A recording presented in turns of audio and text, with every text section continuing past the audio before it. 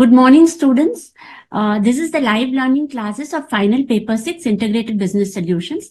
I am Priya Subramanian, and with me today is CA Rajiv Sachdevaji and Miss Nisha Gupta, as well as Miss Dimple Goel, CA Dimple Goel, who will be joining after some time. So this is relating to the multidisciplinary case study in Final Paper 6 Integrated Business Solutions. So, as you all must be knowing, it's an amalgam of 5 papers at the final level, plus Set A and Set B. And we have web hosted 15 case studies in the BOS Knowledge Portal. In addition, some case studies which are based primarily on strategic decision making, that will be there in your student journal this time in February, so that you get a holistic idea. You go do the case studies which are web hosted at the BOS Knowledge Portal, plus the case studies which are in the journal. In addition, we will also be giving you case studies through your revision test paper, as well as your 2 series of mock test papers.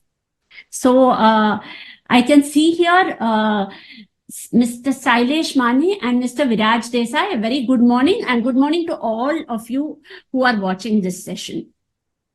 So many of you last time during the last session you were wondering where the case studies were web hosted at the BOS Knowledge Portal. Initially it was web hosted under the study material for IBS paper 6. You were not able to locate. Likewise, people were not able to locate where the Saransh is. So I'd like to take you through the BOS Knowledge Portal first, so that you are easily able to locate it. Okay, so this is the ICI website, which you all must be familiar with, I'm very sure. Now, in this website, you just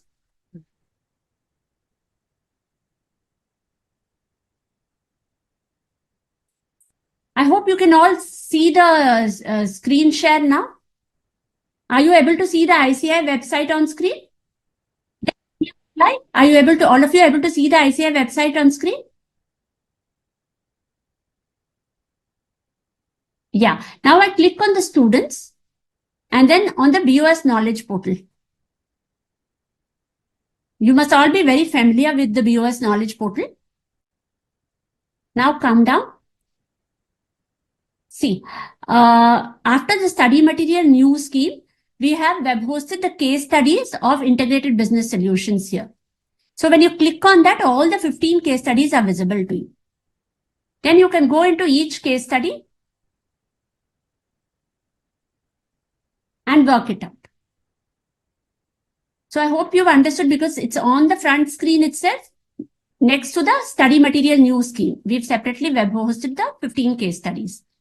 And also the Saransh last mile referencer we had suggested to you, like many people, many students were asking like what to take, how do you carry so many books into the to the exam hall, for which we had suggested that in some subjects you can carry the Saransh also, like in the case of direct and indirect taxes, which anyway a student of group 2 will have to study under the closed book regime. You can take the Saransh of the direct and indirect taxes. For Ind AS, which is very comprehensive, for that also you can take the Saransh. So Saransh is web hosted again adjacent to the case studies in the BOS Knowledge Portal. Saransh last mile referencer for the various subjects.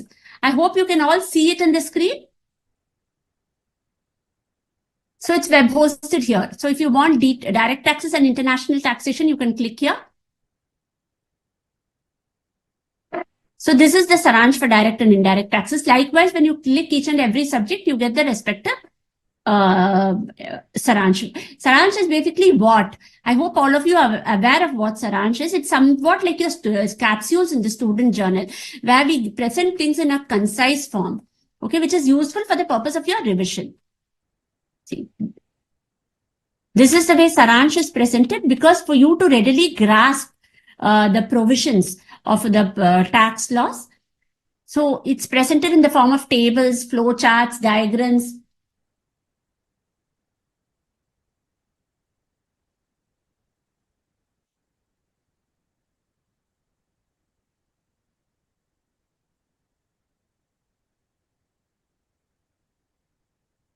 Prasad, I'm not understanding your question. You've written we've used the case study. See, the case studies which we are discussing with you again is for the purpose of enabling you to understand how to integrate the provisions of the provisions concepts in different chapters and apply them in solving a case study. These sessions are primarily meant for that. So you have independently studied in DSS, you've independently studied auditing and direct, indirect taxes and all, but it comes to one case study where you have questions on accounting as well as auditing as well as taxes. How do you go about answering that? How do you go about answering that is you have to apply the provisions which you studied in the different subjects and then apply them in solving a case study. These sessions basically help you in understanding the manner in which you proceed to do that. What you've already studied, how do you apply it in case study solving? And as mentioned to you earlier in the last session itself, in the very first session, those for the benefit of those who have not attended that session, let me tell you the paper is going to be case study based. You will have 5 case studies out of which you can answer any 4. And in each case study carries 25 marks. Out of which 10 marks are for MCQs. There'll be 5 MCQs of 2 marks each, and you'll have to choose one correct option. You need not give any reasoning for that. Of course, you will have to reason out to arrive at the answer, but you need not write any reason in your paper, and there is no negative marking in respect of that. The remaining 15 marks are descriptive question. You might have 2 or 3 questions depending upon the requirement of the question, and depending upon the marks, the requirement of the will be the requirement of the question. See, actually, as per what I told you, the paper pattern is you'll have 5 MCQs and then you'll have descriptive questions for 15 marks. But the case studies we take up may have more MCQs. That is just for practice purpose. Even the case studies which we are putting in the student journal this time, more questions we are giving you for the purpose of your practice. But in the exam, you will have only, for each case study of 25 marks, you have 5 MCQs of 2 marks each, and the remaining are descriptive questions of 15 marks.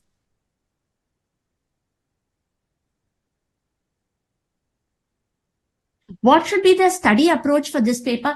See, normally now, study approach, the moment you study the respective subjects, you automatically prepare for the case study paper. Actually, there is no separate studies is required except for people who are taking only group 2. Then they'll have to study the other group also. For that only, we are facilitating you by providing the saransh. And also there are recorded lectures of different subjects available to you in the website, and those recorded lectures, whichever subject you're finding it a little bit difficult or you want your concepts clarified, you can watch those recorded lectures. Also, you can raise your queries through the mobile app and ask your query. This one, you can raise your queries and those will also be answered. In this way, we will be able to facilitate you in understanding. Also, the website has the landline number of the different subjects for the different subjects. In case of queries, you can contact the respective faculty and they will guide you as to what is the particular concept or what is the particular provision which you have not understood. Okay. So I hope this is all clear. The announcement is web hosted. Again, the announcement for 40% MCQs and 60% by way of descriptive questions in each case study of 25 marks. That is 10 marks for MCQs, 5 MCQs of 2 marks each, and 15 marks for descriptive questions. There will be 5 case studies out of which you can choose any 4. And for studying, you have the different study material, you have the saransh, and you have the case studies which are web hosted in the knowledge portal, plus the case studies which will be made available to you through the RTP as well as the MTPs. So you try solving them, try watching these sessions, they will be helpful to you. And even not the related provisions also will be explained to you. It's not only explaining the case study, explaining the related provisions and how you go about answering the provisions. Also, sometimes when we give the answers in the web-hosted case studies or in the journal, the answers we might explain more in detail. That is for the purpose of your understanding. In the exam, you have to go as per the marks allocated for that question, and accordingly you have to answer the question. Here, because we are teaching you for the purpose of explaining to you, it might be a little bit more in length.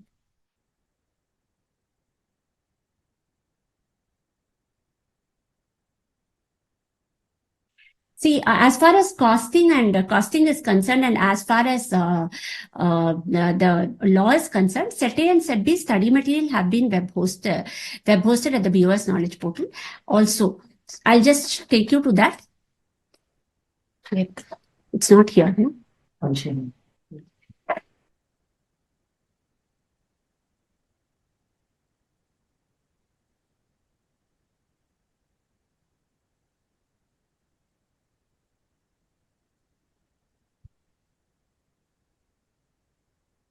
I hope now you can see the screen share.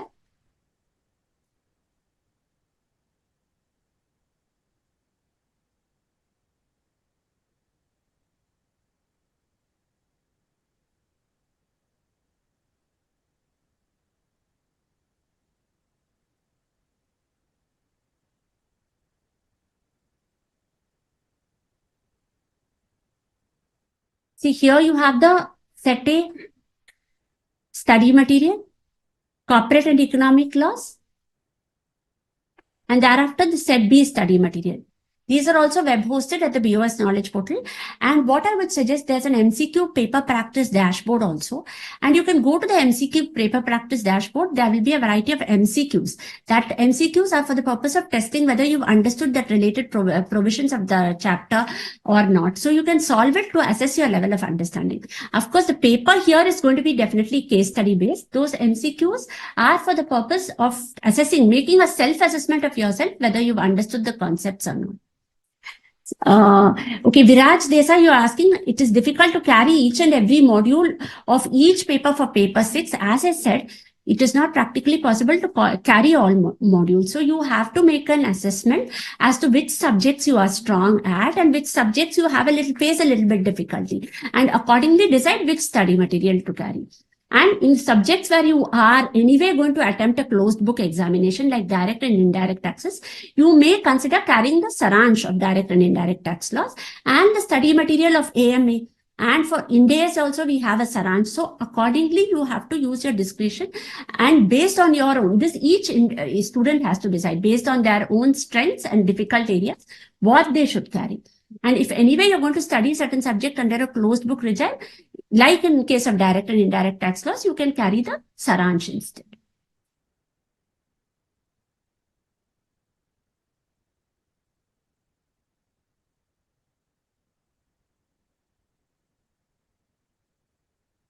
See, like as Saransh will not cover 100%. It is a revisionary material. It will not cover 100% of it. But anyway, you're going to study these subjects under the closed book regime. And majority of the provisions it covers. So that is the way in which you will be able to carry the material in your open book regime. Certain material, you can carry the full material. Advanced management accounting, you can carry the full material. India's Saransh is very comprehensive. DT, IDT also, it covers significant provisions of the tax laws. 100% of a provisions definitely a Saransh can't carry, and you are anyway expected to read that for your respective paper. So Saransh is an easy way of what you can carry under an open book regime. Study material for some subjects and Saransh for some subjects, which you will have to decide depending upon your strength areas. Namrata, as I'm studying, I am not telling you that you have to carry, we may carry only Saransh. You can carry study materials for some subjects where you really feel that you have the necessity that you have to carry the study material. That particular subject happens to be your weak area or your difficult area, then you carry the study material for that subject. Some subjects which you are as it is very strong at, if you're very strong as it is at Indias, then you can carry the Saransh for Indias. That is what I meant. So actually, we can proceed to the case study session. Mr. Rajiv Sachdeva, Nisha Gupta and Dimple Goel will take up the case study, and they will also answer any queries in relation to that which is raised by you. And wishing you all the best. I'm sure all of you will do very well in this paper. It's again, and one thing which I forgot to mention, it's an open book paper, and open book and case study based already we mentioned, because we've told you it's 5 case studies out of which you have to choose any 4. I'm sure all of you will do very well in this paper. For any guidance, the BOS is always there to help you. Over to Rajiv Sachdeva ji. Thank you, madam. Thank you, Priya madam, for sharing most important things of this subject. Thank you very much, Priya madam. Yes, students, Today we will be taking a case study, and with me Nisha Gupta, who is faculty in law. Nisha? Yes, sir. Nisha, madam? Good morning, students. Welcome to you on this online session on IBS. Yes, today we are going to have a wonderful session because this is a very knowledgeable session for you, dear friends. Because in this session, we are going to come across with the integration of the subject, how the subject has been integrated, and try to come up with the different aspect related to the application of the subject in the given scenarios. So here, Rajesh sir will be beginning the case studies, and we'll be just letting you know what are the important facts, and wherever required he'll be just making you to have a knowledge of that particular things whichever is coming within the preview of the case studies. True. Nisha, madam, you can share the case study with the Yes, students. sir. Yes, sir.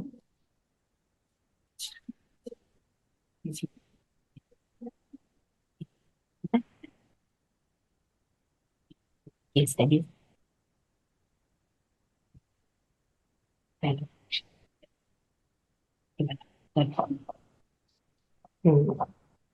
Yes.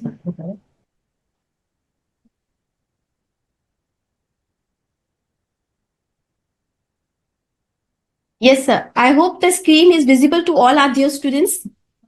Yes, sir. Yes. Students, this case study is about 4 chartered accountants. Students, this case study is about 4 chartered accountants. And CA Arvind Kapoor, he is the founder of the CA firm, Kapoor and Company, and he is having 4 partners with him. CA Arvind Kapoor is the founder, and CA Rajesh Dhamija, CA Piyush Makkad, and CA Gaurav Satija. These are the 3 chartered accountants are his partners. So he is chartered accountant. Kapoor and Company is the firm name in which they are practicing. It has rich experience. It has experience of almost 35 years. 35 years experience in dealing with diverse clientele, from individual taxpayers to conglomerates, corporates, corporate clients, individual, all sort of clients, firms, companies they are having. Their audit approach is very practical, pragmatic, relying on a risk-based audit methodology built on extensive planning and client input, and is fully supported by the latest technology and tools. As a result, the firm's audit practice has grown continuously and has earned specialization in core area. They are practicing in taxation, GST, indirect taxation, internal audit, then law, etc. So many areas are there. C. Arvind Kapoor is basically looking after income tax. Students, आप थोड़ा सा मैं आपको insight देता हूँ. Whenever you are doing the case study with us, just you should have your notebooks and pens with you so that you can write brief notes. अभी मैं आपको कुछ काफी सारी बातें बताऊंगा, तो वो आप थोड़ा सा नोट डाउन करोगे, आपको केस स्टडी करने में मजा आएगा फिर. So you will enjoy doing the case study if you have notebook and pen with you. C. Arvind Kapoor is basically dealing in direct tax. So you can note down what I am telling you. C. A. Rajesh Dhamija, he is master of, he is expert in law field, law area. Piyush Makkad, he is basically dealing in GST law. Okay. So ये इनके areas हैं जो इस case study में mainly use हुए हैं. इस case study में CA Arvind Kapoor, he is income tax expert, Rajesh Dhamija is law expert, and Piyush Makkad is indirect tax expert. And Gaurav Satija, these are the 4 partners. They are specialized, all are specialized in their own area. They all met at a common event and decided to start their own firm. With their combined efforts and dedication, firm has accumulated an enormous amount of knowledge capital, and that has been built with passing of every year. This has resulted in association of various valuable clients with the firm. And one of such valuable clients is Vallabh Cotton Limited, which is a listed company. तो listed company के auditors हैं. Vallabh Cotton Limited is leading manufacturer of cotton. There are some issues going on in the company in respect of appointment of small shareholders director.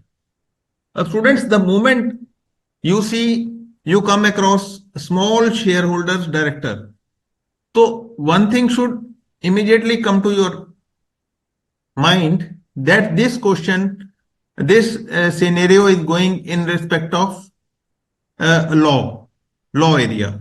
The company gets it's all the finance related work done from CA or finance. CA Gaurav Sathija, fourth partner, he is doing finance work on behalf of the firm. When management discussed this matter with CA Gaurav Sathija, he praised work of his partner CA Rajesh Dhamija, जो कि मैंने आपको पहले बताया था, who is an expert in company law matters because he is practicing in law area and he has got 15 years, more than 15 years of experience in this law area. Hence, management approached CA Rajesh Dhamija for seeking his advice on appointment of small shareholders director and appointment of woman director in the company.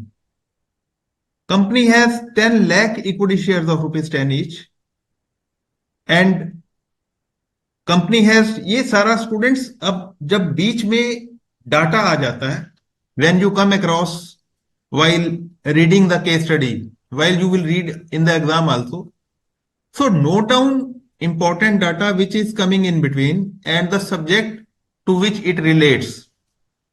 Note down the important data and also note down the subject to which it relates, so that when you will come across the questions, so it would become easy for you to handle the question and identify where you had come across data related to that question in the case study. So this is very important thing which I am sharing with you, that whenever you are reading the case study, note the important data which is coming there and the subject to which it relates. Company has 500 small shareholders. अब देखो ये सारा data है जो दे रहा है case study के अंदर. Majority 400 of the out of 500, 400 of the small shareholders, they wanted to appoint Mr. Brajesh as director, as their representative on the board of directors of the said company. And Mr. Brajesh already holds 10,000 equity shares और mister Brajesh के पास students 10,000 equity shares. तो ये law से related सारा data आपको question में दिया गया है. निशा मैडम, आप इस डाटा के बारे में स्टूडेंट को कुछ समझाना चाहेंगे? Yes, sir. Thank you, sir. Dear students, whenever, as already sir has said you, when any figure or data is given, so definitely it must be having some kind of relevance within the questions that have been asked under the case studies. So when any data is given, just try to understand and link it, whatever is given in line with the legal provisions. Because definitely somewhere the legal provisions state certain requirements. There should be dash number of the shareholders, or they must be holding this number of shares. So everything that relevant information is given in the provision. So you have to link whatever the information is given in the case study. You need to link what is the given in legal provisions and what are the requirements. You have to link it while just reading the case studies. So somewhere you have to jot down these data given over there. You have to just make it and mark it in your mind itself. It should be clear. Yes, these are the relevant information that you have to again read while reading the questions. So before attempting the question, read this data again so that you can exactly find out what is given and what you need to find it out. Thank you, Nisha madam. Thank you, Nisha madam. Yes, sir. And moving ahead, students, one sister concern of Vallabh Cotton Limited, this is a related party, is Agarsen Spinners Private Limited. Earlier, this Agarsen Spinners Private Limited, it was in the business of trading of yarns. Now, gradually, the company wants to go forward in the area of manufacturing as well. Now, they want to manufacture yarns. Earlier, they were doing trading of yarns. Now they want to install a manufacturing plant from there where they will manufacture yarn. Last year, the company had made capital investment in construction of building. This year, the company purchased machinery on 1st April for rupees 10 crores. The company had paid from their own funds 30% and balance 70% company ने loan लिया है bank से at 12% पर annum. 30% students margin है. Own funds जो होता है margin money होती है students. The machine was required for extension of business of the company and was put to use into effective production on 1st February 24.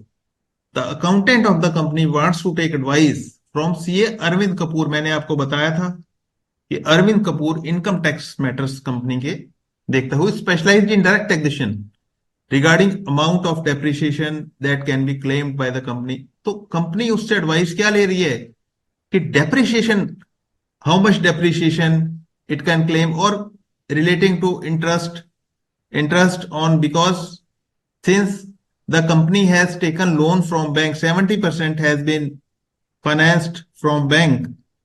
10 crore machinery cost is 10 crore and 70% is financed from bank. So 7 crore finance they have taken from bank. And on 7 crore students, naturally interest element would be there. तो section जब भी interest हम पे interest element आ जाता है तो आप सबको मालूम है सेक्शन 36(1)(3) एप्लीकेबल हो जाता है. सेक्शन 36(1)(3) इनकम टैक्स लॉ का बीच में आ जाएगा और डेप्रिसिएशन के प्रोविजन सेक्शन 32 के अंदर कवर होते हैं स्टूडेंट्स. तो ये आपके दिमाग में ऑब्वियस बातें हैं जो आनी चाहिए. Of course open book examination है, लेकिन फिर भी अगर आप सेक्शंस, अगर आपने डीपली स्टडी किया हुआ है, अगर आपने कंसेप्चुअली आपने क्लैरिटी ली हुई है, आपने डीप जाके स्टडी की हुई है, तो आप फटाफट से आइडेंटिफाई कर पाएंगे. और फिर आपके लिए सर्चिंग भी, जो आपने ओपन बुक एग्जामिनेशन है ऑफ कोर्स, तो आपके लिए सर्चिंग भी आसान हो जाएगी. फिर what is your view Nisha madam? Sir, regarding this thing, sir, what I was explaining was, Yes, sir. when you are able to correlate, when you are able to identify which sections are involved, yes, sir. be it law, be it income tax, be it GST, Yes. right? It doesn't matter.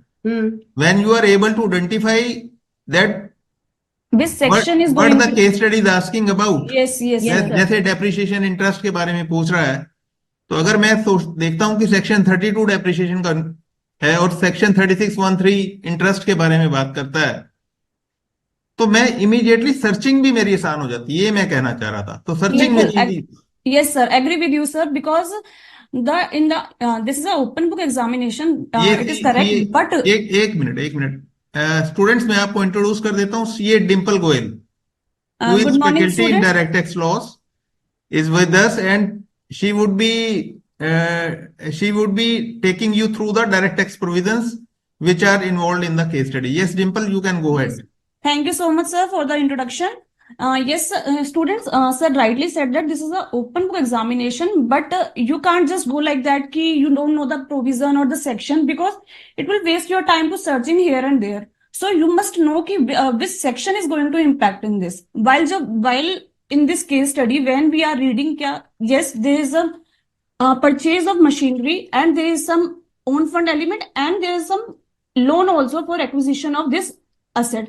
So it should strike in your mind ki yeah, that will impact your interest deduction as well as your depreciation. So you must know there is a section 36(1)(3) which is related to that. You must know ki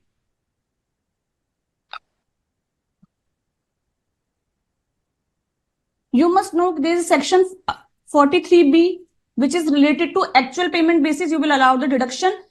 In case of interest, you have taken from scheduled bank, notified NBFC and all these things. For depreciation, there is a section 43 for actual cost. There is a depreciation के लिए you had a section of 32(1)(2) which prescribe the percentage as well as the how much depreciation you are eligible for. So all these things, it must be come in your mind, because you can't search whole study material ki whether what section is going to impact from this. So it will Thank you, unnecessarily Dimple. waste your time. Thank you, Dimple, for throwing light on these things. What I was, students, conveying, Dimple madam ने आपको detail में जाके समझाया जो मैं बात बोल रहा था, कि आपके लिए सर्चिंग इजी हो जाएगी अगर जैसे डिम्पल मैडम ने एडिशनल बिल्कुल सर। सेक्शंस बताए, सेक्शन 43 एक्चुअल कॉस्ट का बताया, तो स्टूडेंट्स ये सारे सेक्शंस जब आपके दिमाग में आ जाएंगे तो then searching will be easy, because it is an open book examination. तो इसमें आपको ये ध्यान रखना है कि आप एक बार तो आपको कंप्लीट थॉरो स्टडी करनी पड़ेगी, उसके बाद आपकी सर्चिंग आसान हो जाएगी। और students conceptual clarity to apply the provisions, ये आपको हाई लेवल पे आना चाहिए, because CA final students professional level है। कंसेप्चुअल क्लैरिटी होगी तो ही आप अप्लाई कर पाओगे चीजों को, अदरवाइज एप्लीकेशन आपके लिए डिफिकल्ट हो। आप देखो कि बारीकी से जाके क्वेश्चन पूछ रहा है। केस स्टडी में जो questions being asked in the case study are very minute, are coming very minute. तो स्टूडेंट्स एक डीपर अंडरस्टैंडिंग की जरूरत है, and the application of the concepts is required to handle the case study, the questions asked in the case study. Moving further, going ahead in the case study, the management also wanted to discuss TDS provisions under income with CA Arvind Kapoor, because he is income tax expert, on the following payments made for job work. अब students जब भी यहाँ पे तो बता ही दिया आपको TDS provision, तो जॉब वर्क से रिलेटेड कौन सा टीडीएस का सेक्शन होता है वो आपके माइंड में आना चाहिए। हालांकि ये बहुत आसान क्वेश्चन पूछा हुआ है टीडीएस का। तो कॉन्ट्रैक्ट नंबर बताया 1 2 3 4 5, डेट ऑफ पेमेंट लिखी हुई है स्टूडेंट्स, डिफरेंट डेट्स हैं, और अमाउंट उसमें मेंशन है कि अब आपके माइंड में सेक्शन 194C आई सपोज, जो कि टीडीएस से रिलेटेड है, जॉब वर्क टीडीएस से रिलेटेड है, तो वो आपके माइंड में इमीडिएटली स्ट्राइक करना चाहिए, सो दैट अगर आपको कोई उस समय डाउट आता है, लिमिट्स हैं, जैसे उसमें लिमिट 30,000 है मेरे ख्याल से। डिम्पल आप Yes, sir. For the single contract, there's a limit of 30,000. और एग्रीगेट में aggregate means 1 lakh, sir. 1 lakh. तो ये लिमिट्स देखो, जैसे डिम्पल मैडम बता रही हैं स्टूडेंट्स, तो लिमिट आपके माइंड में उसी समय while you are understanding, you are reading the case study, so these things should strike your mind.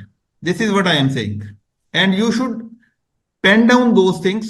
कुछ साथ में नोट्स भी बना लिया करें जब केस स्टडी आप रीड कर रहे हो, जैसे फॉर एग्जांपल इसका टोटल कितना है, टोटल पेमेंट कितनी हुई। अब आप देखोगे कोई भी अमाउंट इनमें 30,000, जैसे डिम्पल मैडम ने बताया कि अमाउंट 30,000 से ज्यादा होना चाहिए इंडिविजुअल कॉन्ट्रैक्ट का, तो 30,000 से ज्यादा तो कोई भी नहीं है, और इन एग्रीगेट वो 1 लाख से ऊपर होना चाहिए। तो यहाँ पे अगर आप टोटल लगाओगे तो 22 + 15 37, और 23 60, और 25 85, और 18 103, तो 1 लाख क्रॉस हो रहा है। सो इस तरह से आप मूव करो, पेन डाउन कर लो, whatever is given in the case study, आप साथ साथ पेन डाउन कर लो नोटबुक पे अपने। Company claim that it is not liable to deduction of tax at source. The company is seeking advice on implication of TDS. So ये इस पे MCQ है या डिस्क्रिप्टिव क्वेश्चन है, वो हम केस स्टडी भी देखेंगे। Partners and staff of Kapoor and Company usually meet on every Saturday over coffee and discuss topics requiring deliberations. तो पार्टनर्स की मीटिंग होती है, ये बातें इसमें लिखी। Such exercise makes their staff updated as well. In one such meeting, they discussed issues relating to ITC, input tax credit, which is under GST law. In this meeting, they also discussed, क्योंकि मैंने आपको बताया था चारों partners का specialised area, students मैंने आपको बताया था। CA Piyush Makkar, he is GST expert. So GST के इश्यूज ये हैंडल कर रहे हैं, and they are in particular they are discussing issues relating to block ITC. Block ITC का सेक्शन आपके माइंड में इमीडिएटली आना चाहिए स्टूडेंट्स। क्या स्टूडेंट्स आप मुझे बता सकते हैं कि what is the section involve if there is blocked discussion of blocked ITC. Yes students. Yes Namrata ने लिखा सीए पीयूष. यस नम्रता, अगर आपने नोट्स में when I was explaining to you अगर आपने लिखा है वहां पे तभी आप एकदम से आप बता पाए कि पीयूष इनडायरेक्ट टैक्स एक्सपर्ट है. तो ये मैं आपको बता रहा हूं कि ये तरीका है आपका केस स्टडी को हैंडल करने का. Yes students, I am waiting for your answers. कि ब्लॉक आईटीसी आपने पढ़ा है. आईटीसी आई अंडरस्टैंड आपने पढ़ा. 17.5 वेरी गुड आंसर्स. तो नम्रता ने आंसर दिया है. Prasad has correctly answered. Mujeeb has correctly answered. Namrata you are saying 17 ही दो. प्रभजोत कौर 17.5 बिल्कुल करेक्ट सेक्शन आपने बताया. 17 सबसेक्शन 5 है इसका ब्लॉक आईटीसी का. सो इसमें ब्लॉक आईटीसी से क्वेश्चन क्या पूछ रहा है वो हम अभी आगे देखेंगे. IGT private limited next para express his willingness he wanted to handle. Piyush Makkar wanted to handle one client IGT Private Limited which is having good volume of turnover and it is also a renowned client. So कुछ data आगे दिया है GST से related आप देखेंगे next paragraph में. IGT Private Limited is in business of manufacturing of textile products. Accounts team of the company is not much aware about GST law. Earlier GST work of the company was being taken care by some other professional. Now it is being handled by Kapoor and Company.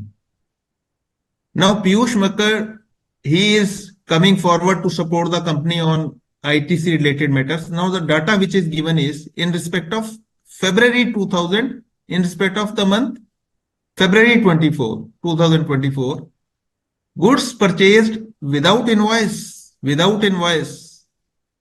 40,000 input tax paid. उसमें ये ITC input tax जो उसका payment हुआ है 40,000 पे हुआ है. Input tax जो पे हुआ है.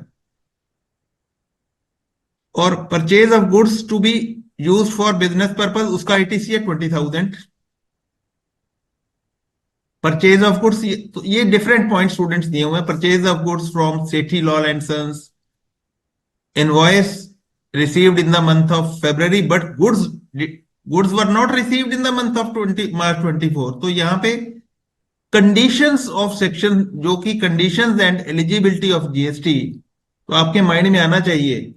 कौन सा सेक्शन आपके माइंड में आईटीसी का आना चाहिए? Yes I am waiting for your answers.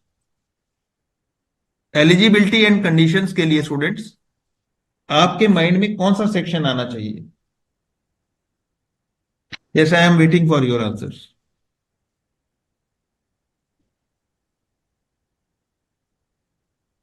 Section 16 very good. Mujeeb ने आंसर दिया है. Rishi Kishan as per section 16. Yes. तो eligibility and conditions for taking ITC section 16 में इलेबोरेटेड है. सो इसमें students pollution control equipment used in the factory उसका ITC it is capitalized in its books. अब ये कैपिटलाइज्ड इन द बुक्स. अगर आप यहां पे कैपिटलाइज्ड इन द बुक्स जो है बड़े इंपॉर्टेंट वर्ड्स हैं. क्या आप बता सकते हैं इन वर्ड्स की क्या इंपॉर्टेंस है? Capitalized in the books in words की क्या इंपॉर्टेंस है? Yes any student who can tell me about this?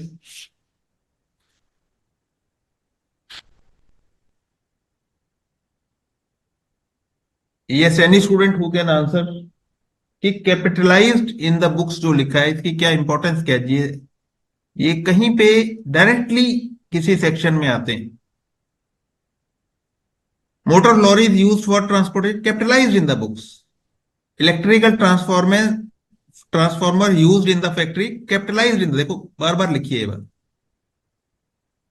तो कैपिटलाइज्ड इन द बुक्स की क्या रेलेवेंस है स्टूडेंट्स?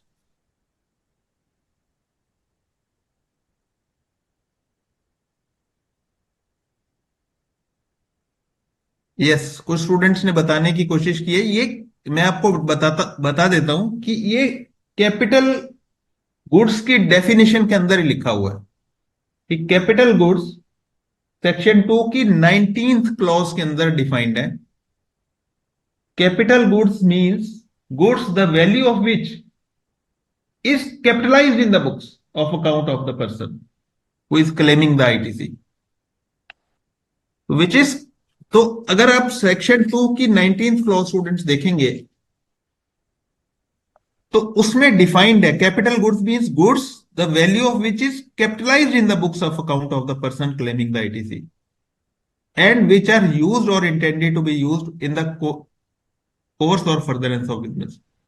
तो ये आपके माइंड में इमीडिएटली आना चाहिए कि ये कैपिटल गुड्स हैं, और अगर ये कैपिटल गुड्स हैं तो कैपिटल गुड्स का उसके बाद आपके दिमाग में क्या आना चाहिए, सेक्शन 16 सब सेक्शन 3 आ जाना चाहिए, जिसके अंदर ये लिखा हुआ है कि अगर आपने इनकम टैक्स का डेप्रिसिएशन ले लिया तो आपको फिर उसका आईटीसी नहीं मिलेगा। वो अभी बातें हम करेंगे सारी।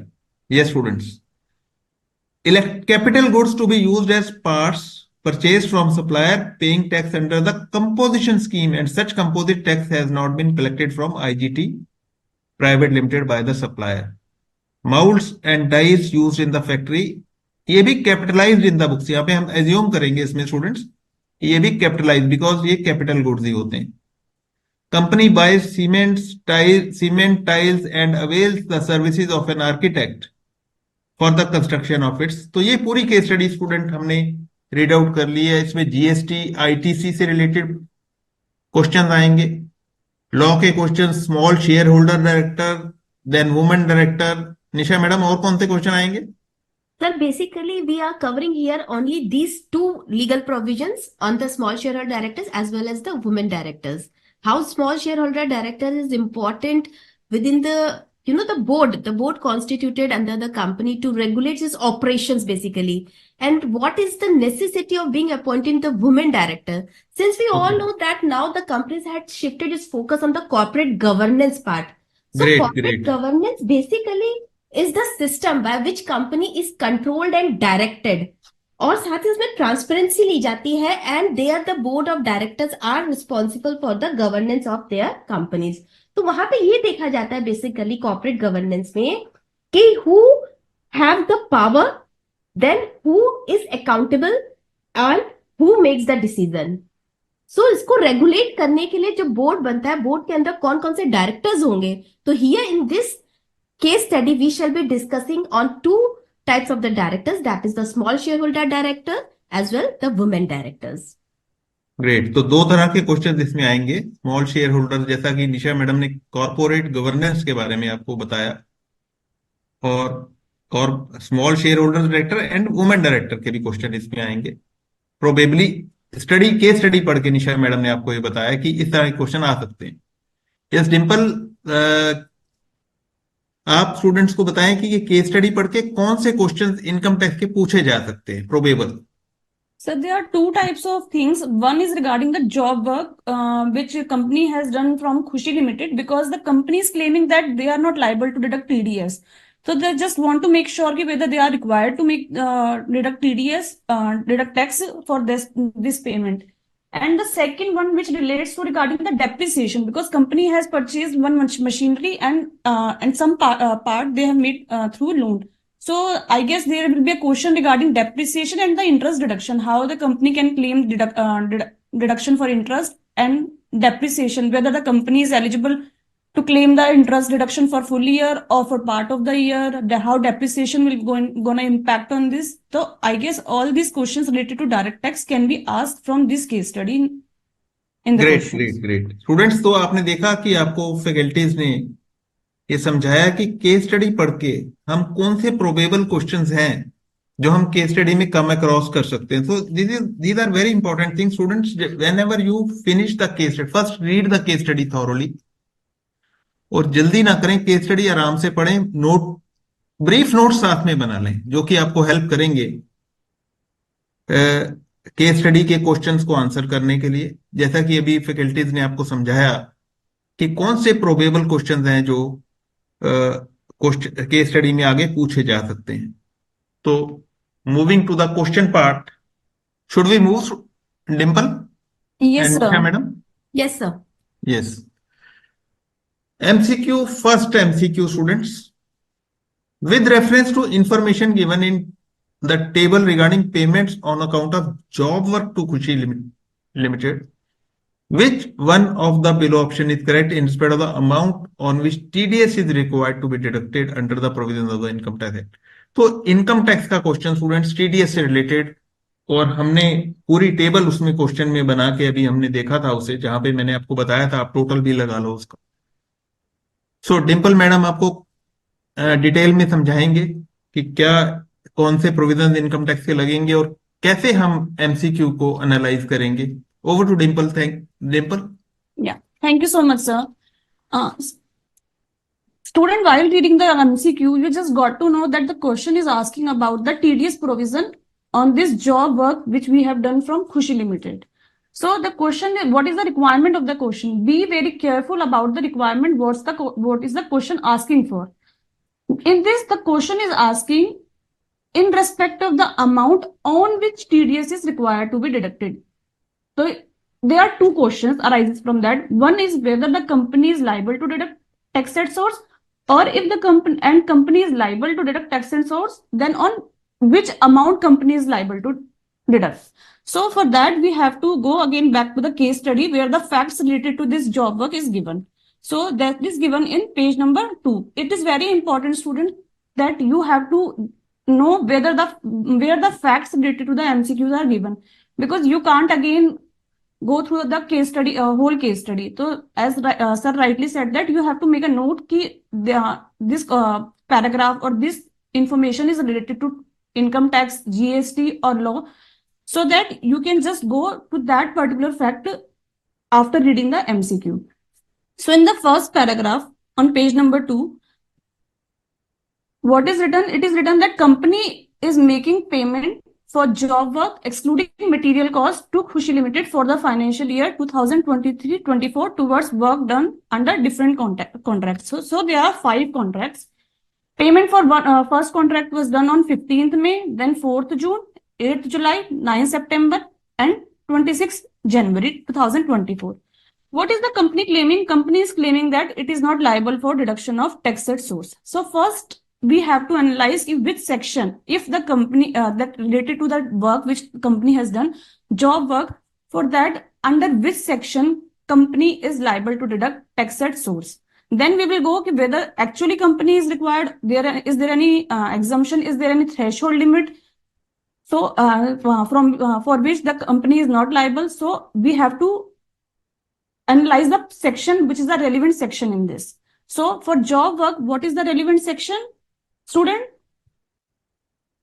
sir has already told regarding this key what is the relevant section for job work under TDS. Come on, students. Yes, Namrata, yeah, it's 194C. Yes, Geeta, it's 194C. So just let me go through to you regarding 194C. What 194C section says? The 194C section of Income Tax Act says, where any person is making payment to resident, contractor or subcontractor.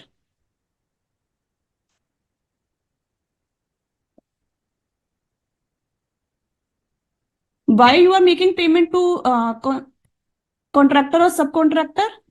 For any work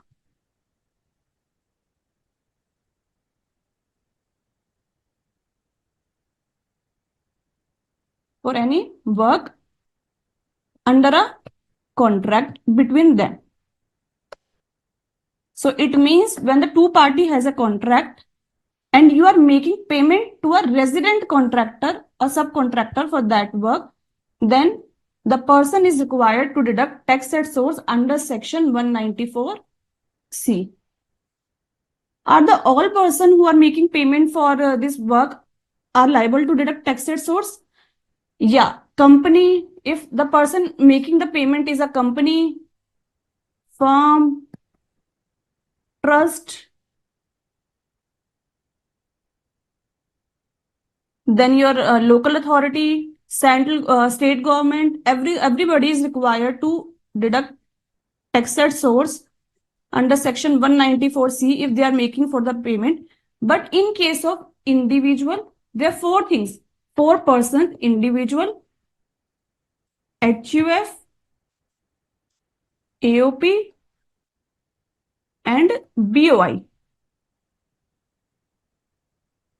In this 4%, if they are making payment for contract for work under a contract to any contractor or subcontractor, they will be required to deduct tax at source under section 194C only when the sales, turnover, or gross receipt from the business they are carrying. If they are carrying any business, then the sales, turnover, or gross receipt from that business exceeds rupees 1 crore. And if they are engaged in the profession, then gross receipt exceed rupees 50 lakhs. So student, this limit 1 crore and 50 lakhs, we have to see for which year? For this current year when they are making payment, for the earlier year, or for the whole year from the incorporation of their business. For which year we have to see this limit? Tell me students, we have to see this limit for the current year when they are making the payment, or for which year we have to see this sales, turnover, or gross receipt limit? Our current previous year for May 24 examination is previous year 2023-24. So we have to see this limit for 2023-24 or for earlier previous year or for all the previous year. Mujib has answered preceding to the previous year. Correct. Mujib has also answered, and Geeta is also answered. Yes, Geeta and Mujib, both you are right. We have to see this sales, turnover, and gross receipt limit for the year preceding the previous year in which you are making the payment for the contract. So you have to see this limit for the previous year 2022-23. So this condition is for individual, HUF, AOP, and BOI, not for company, firm, trust. They are required to deduct TDS under section 194C while making a payment, subject to the threshold limit and other condition, but this limit will not be applicable to other persons. Got it, student? Then when they are required, students, are you noticing कि कितनी आपको detail में जाके Dimple madam समझा रहे हैं? Students, ये चीज चाहिए. This is required at the final level. So this kind of clarity of thought, if you are having, so I suppose this handling of this paper will not be difficult for you. Yes, Dimple madam, you can go ahead. yes, sir. Namrata, this limit, if suppose I am saying ki Mr. A, there is a person, Mr. A, and he is engaged in some manufacturing business or trading some business, he is into some business, manufacturing or trading, whatever it is he is in business. And he is making payment to, suppose, a company ABC Limited for some work done by ABC Limited. Then whether the TDS while making the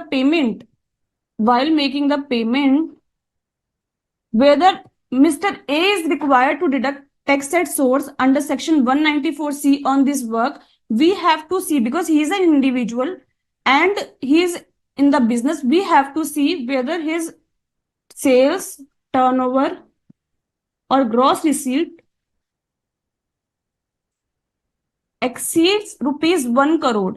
In which year, if he is making payment, the work is for previous year 2023-24, then we have to see this limit for previous year 2022-23. It means we have to see this limit for the preceding previous year.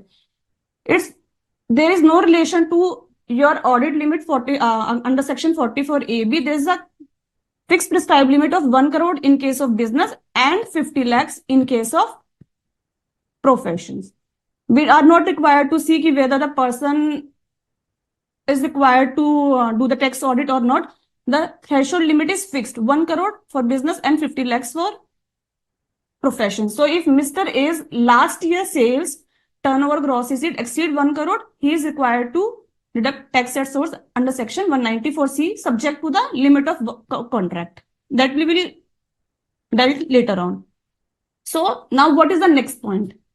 Next point, we are saying work. What is work actually? What all these things include work? Work includes your advertising, your catering service, your broadcasting,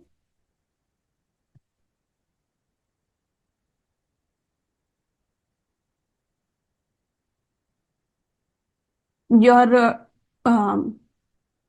transportation of goods or passenger by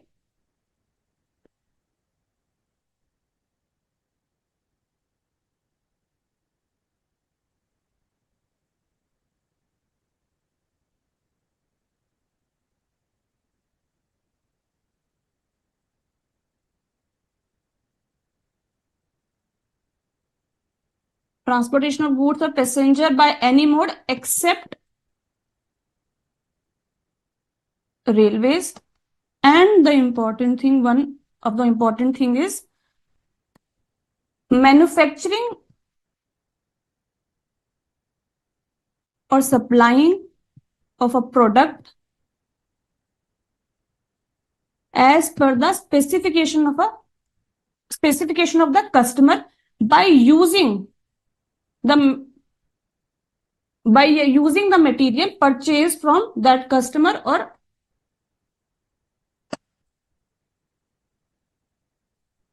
by using material from that customer or associate is associated. So it means, what can I say? If suppose you have provided raw material to other person for contract to some manufacturing according to your requirement. Suppose you have a material and you given to the other person that material to do some work on that and give it back to you. If you are supplying the material, that will be covered under work. But you are not providing the material. Suppose you are not providing the material, you are just going to the contractor and you are just saying for the job work, you are saying that this is my specification, I want the product like this, and you have to purchase this product, the material, the raw material from the other person. And you have to put some my logo and some all these things on that material and just supply me that finished products. So whether that will be covered under work? No, that will be a contract for sale, not job work. So in that case, if it's a contract for sale, then there will be no TDS under section 194C because the person is not doing the job not doing the job on the material which is supplied by you, but the person is purchasing the raw material from some other person, and whatever the specification you are telling, he is manufacturing according to that and just transferring with the finished goods. So it's a sale, not a job work. So in this case, what we will see in this case, whether what is this? It is mentioned that it's a job work. So it is not mentioned who is providing the raw material. In this case, suppose if your company, your SSC, Agresen Spinner Limited, if the company is providing the material to Khushi Limited and they are telling some specification on that, then only 194C will be attractive. Otherwise, 194C will not be attracted in this case. So this is the definition of work. Now, what is the percentage of tax which is required to be deducted by Agresen in this case? If you are making the payment to a resident contractor, I have already told you that in case of a resident contractor only, TDS under section 194 will be attracted. For if you are making a payment to non-resident, TDS will not be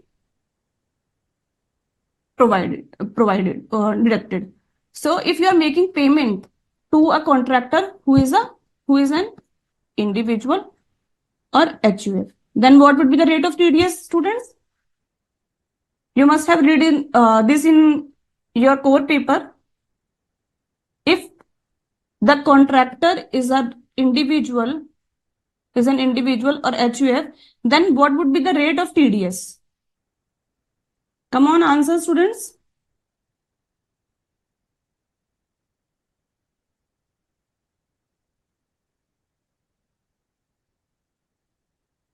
Namrata, Geeta, Mansha.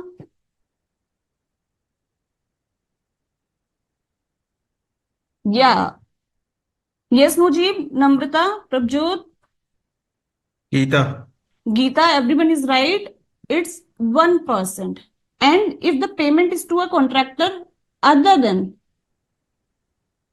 these two, then it will be 2%. So this is the rate. Now what is the next thing? Next thing which matters in this case, it's a threshold limit. It means whether in all cases the person who is responsible for making the payment, they have to deduct TDS, or is there a threshold limit that only if that limit exceed, then they are required to deduct tax at source? Yeah, there is a threshold limit, students, and the threshold limit is of 30,000. 30,000 is what? For a single contract. Suppose you have made one contract with some ABC, and the payment which we are making for that contract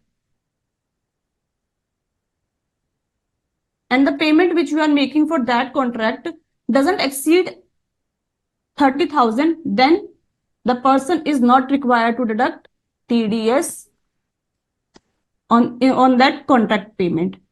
So what the companies or what the other taxpayers do, they just split their contract in such a manner that for each contract, the threshold limit does not exceed 30,000. So by way of this, what they do, they just skip paying deducting tax at source. So what the government has said that if the payment which you are making for single contract does not exceed 30,000, then you are not required to deduct tax at source. But if for all contracts, all contracts means aggregate of all the contracts during the relevant previous year which we are talking about, if it does not exceed rupees 1 lakh, then also you are not required to deduct tax at source. It means there are two conditions. For each contract, you have to see the limit of 30,000, and for aggregate all the contract, you have to see the limit of 1 lakh. Suppose if one of the limit exceed either 30,000 or 1 lakh, the person is required to deduct tax at source. Yes, Prasad, for individual contract, suppose there are one contract of 40,000, then required to deduct TDS. If the single contract is of 25,000, there is no requirement to deduct tax at source. But in that case, we have to see the subsequent contract amount also. If the aggregate of all the contract amount exceed 1 lakh, then in spite of that individual contract ki value is not exceeding 30,000, the person has to deduct tax at source in that case. So now we again go back to our case study. What our case study says? There are 5 contracts. One is for 22,000, then 15,000, 23,000, 25,000, 18,000. Already sir has made the calculation that if you aggregate all this contract value, it comes to 1,03,000. So what happened in that case? The company has very carefully made the contract of each contract of less than 30,000, but the aggregate limit exceed rupees 1 lakh. So what will happen in this case? Whether the company is right, they are not liable to deduct tax at source. No, company is not right. Company is required to deduct tax at source in this case because the aggregate limit of 1 lakh exceed in respect of the contract which the company made with the one person, that is Khushi Limited.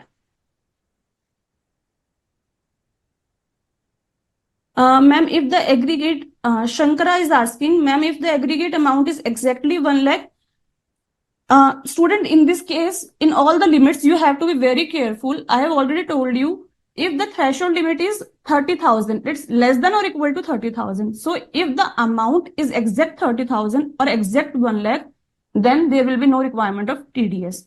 It will be happen only if it exceeds the threshold limit, exceed 30,000 for single contract and exceed 1 lakh aggregating of all the contract during the previous year. Got it, Shankara? Yeah, Mujib has correctly mentioned no. No, the company has to deduct. Yes, Namrata. If the contract amount is rupees 50,000, the payment is made 25,000, then this section will apply or not? Yeah, Namrata, very good question. Because in 194C, I have told you what is the rate, when you are required to deduct TDS, what is the threshold limit, who all are required to deduct TDS. But the question arises when you are required to deduct tax. So while crediting the person, the contractor, in your books of accounts, or while you are making payment for that amount, whichever is earlier, you have to deduct. Suppose you have made the entry in your books of accounts for that contract which you have given, then you have to deduct tax at that point of time only. And if you are making the advance payment, if that is before the credit in your books of accounts, then you have to deduct tax at source that time. So as you ask, Namrata, if the contract amount is 50,000, so you have, while you are crediting the amount in your books of accounts for that contractor, you have to deduct tax at source at that point of time only, because it exceeds the threshold of 30,000. You are making payment in different point of time, like 5,000, 20,000, then again 20,000. That's a subsequent transaction. If you are crediting the amount firstly, then you have to see the limit at that point of time only.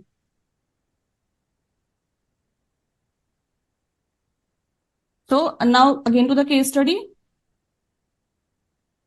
So in this case, the company is required to deduct tax at source. So what is the question? What is the requirement of question? Now again back to the MCQ. What the MCQ asked, in respect of what amount in which TDS is required. So the question is asking whether the company is required to, we have got the answer that company is required to deduct tax at source. But on what amount? Whether 18,000 as the MCQ asked, only on 3,000, on 1,03,000, on which amount? The threshold limit, what is the role of threshold limit? Threshold limit is 30,000 and 1 lakh.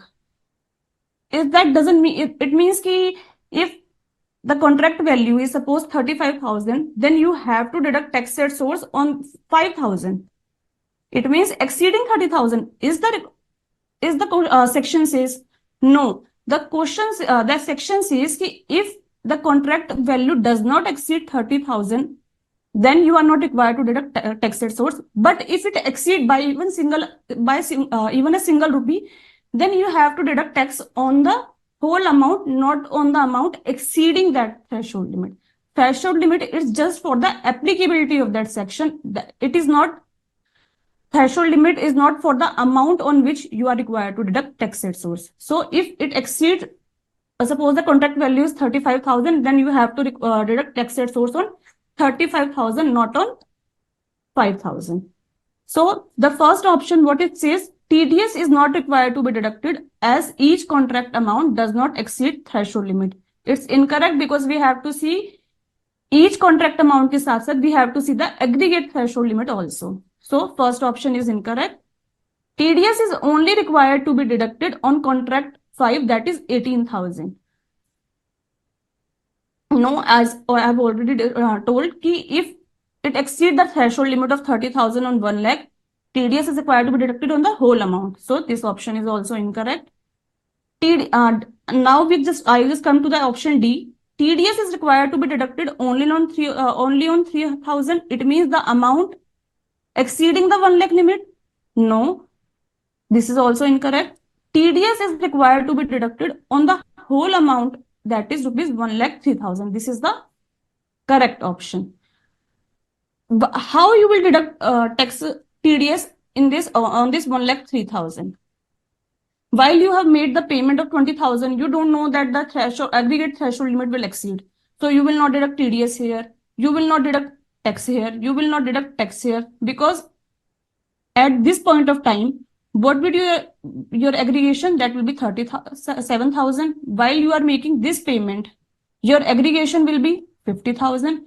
While you are making this payment, your aggregation is 85,000. So you are very sure that the single contract payment doesn't exceed 30,000. So I'm not liable to deduct tax at source.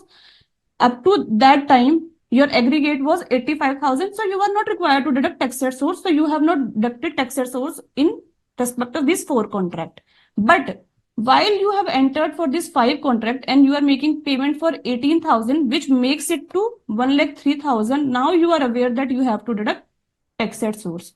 So while this payment you are making, you have to deduct tax at source on before paying this amount to Khushi Limited, but you have to deduct tax at source on this whole amount, not on this 18,000. So you will deduct 2% because contractor is a company. You have to deduct tax at source at the rate of 2%, which would be 2,060, and you will deduct 2,060 rupees tax from this 18,000, and you will pay the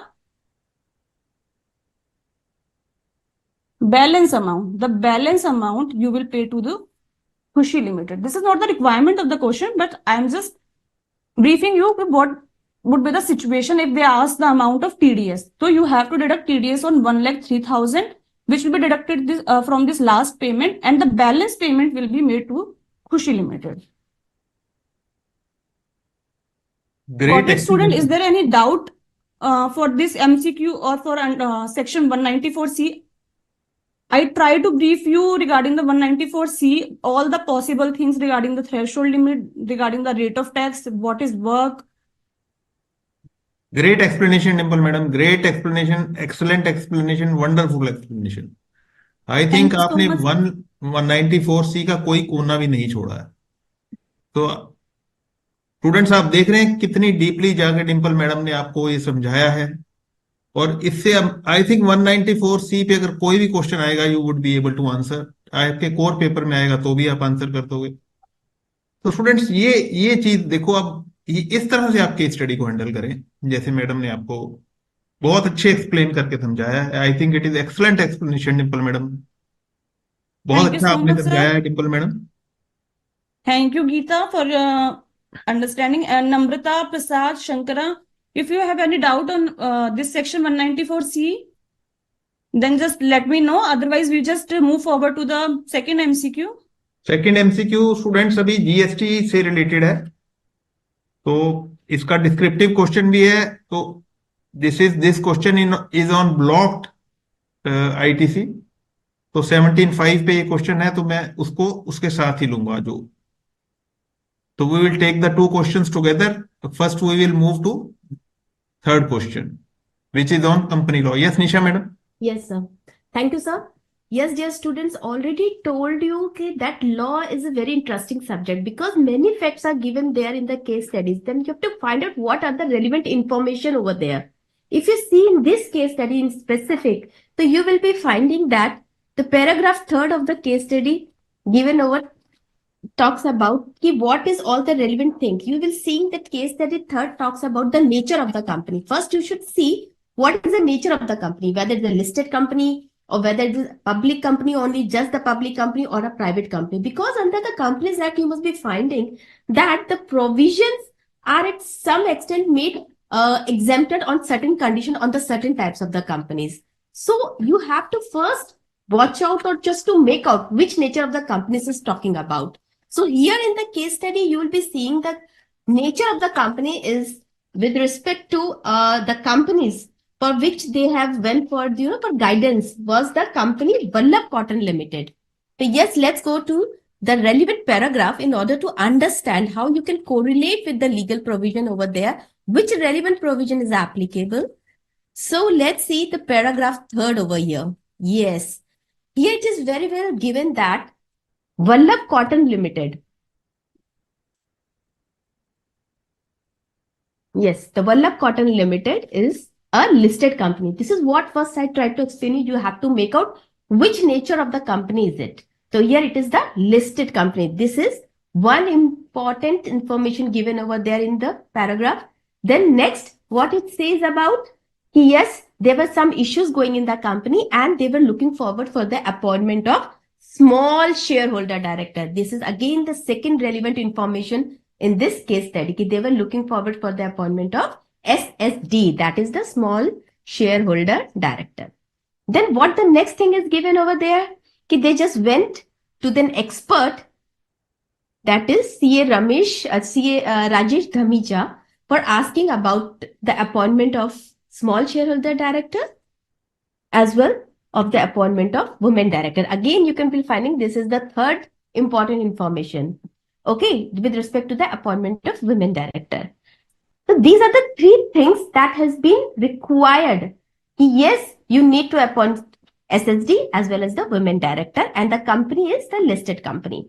So somewhere you have to jot on these important aspects, because whenever any information is given in the case study, so it must be having some relevance while in the question also. So after that, you'll be seeing that certain data is given with respect to small shareholder directors. They are saying yes, the company has this equity shares of 10,000 of 10 rupees each. That is okay, one information. Second, another important information is given that they are having 500 small shareholders. This is with respect to small shareholders, because they are talking about there are 500 small shareholders. And then it's said further that majority, yani ki out of 500, 400 shareholders want to appoint Mr. Brijesh as a director, okay, in the board of directors. And you'll be seeing already the person who has been proposed to be appointed as SSD, he is also holding the shares, that is 10,000 equity shares in the said company. So these are all the important aspects within the provided information. So you have to first find out what are the relevant information. So once you are able to find out on which particular the question is referring, the aspect, then you have to just recall, yes, which is that relevant section to which this in all information pertains to. So when we talk about the board of directors, definitely the small shareholder directors, the women directors, these are all the directors which are being formed the part of the board of the company. So when we talk about the board of the company, you must be seeing that, yes, the relevant sections that you should need to have understanding. Yes, the relevant section first, the section 149 of the Companies Act 2013 clearly talks about the board of directors. Yes, dear friends, board of directors. As already said, for corporate governance, some body is required to regulate the operation of the company. Because we all know that company is a artificial person, is a legal entity. It does not have any physical body or its mind to work on. So someone is required to carry on the functioning of the company, to regulate the operations of the company. So yes, it's the human being. So who is that human being?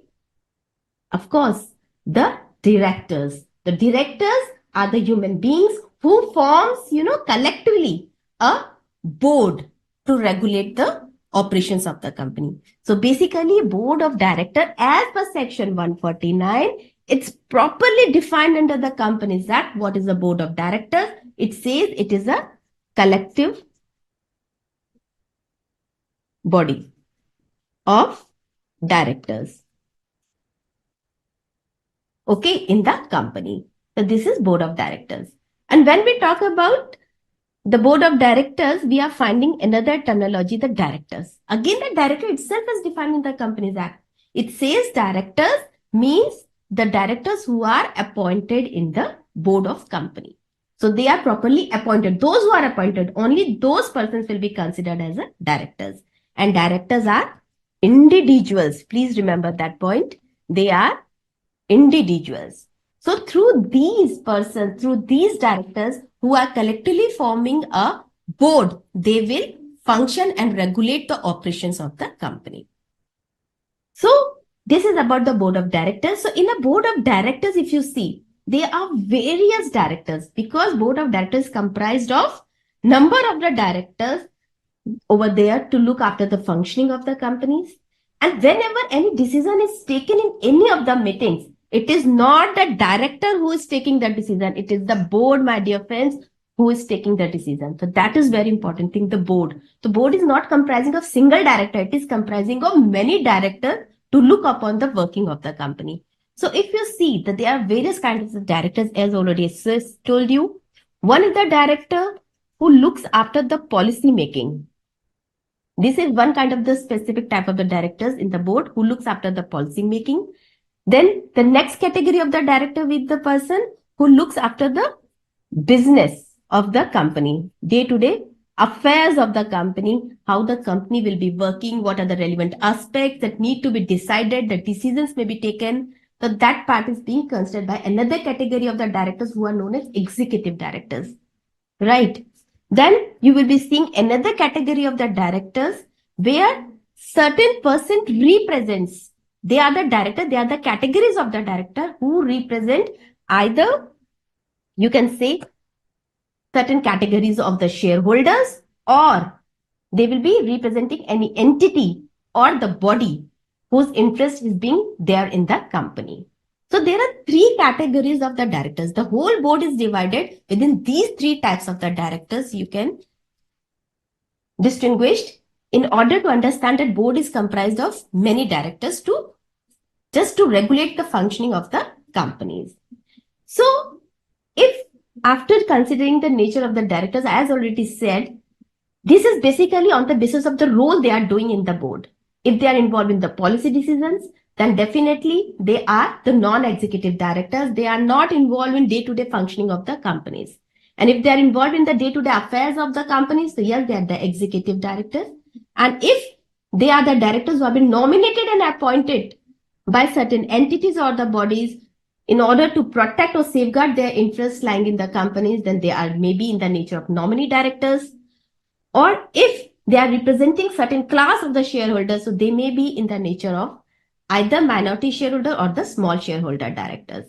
And apart from that, there are other categories of the directors also, like additional directors, alternate directors, independent directors. These are all the directors which are falling in all these three specified categories in one way or the other, according to the functions they are performing within the board. So now just considering about the small shareholder director, because if you have seen in the case study, we have just given the information that they just want to appoint the women director as well as the SSD, that is the small shareholder director. But before I just go into the legal provision detail in order to bring the clarity about the small shareholder director, I would like to just bring before you an important decision of the Supreme Court. That was, yes, it was the Tata Mystery judgment, which was given by the Supreme Court, which has spotted, the rights of the small shareholder directors, what has been given under Section 151 of the Companies Act 2013. When a small shareholder director is being discussed, simply by name it reveals that small shareholders means somewhere they are specifically representing a certain class of the shareholders. Yes, the small shareholders. Here the small shareholders, they appoint themselves to protect their interests within the, within the companies. They are able to represent in the board. So that way they just appoint certain person for themselves to represent before the board as in small shareholder directors. So Section 151 talks about which company can appoint the small shareholder director. Plus, they will talk about how they can appoint the shareholder directors. Right?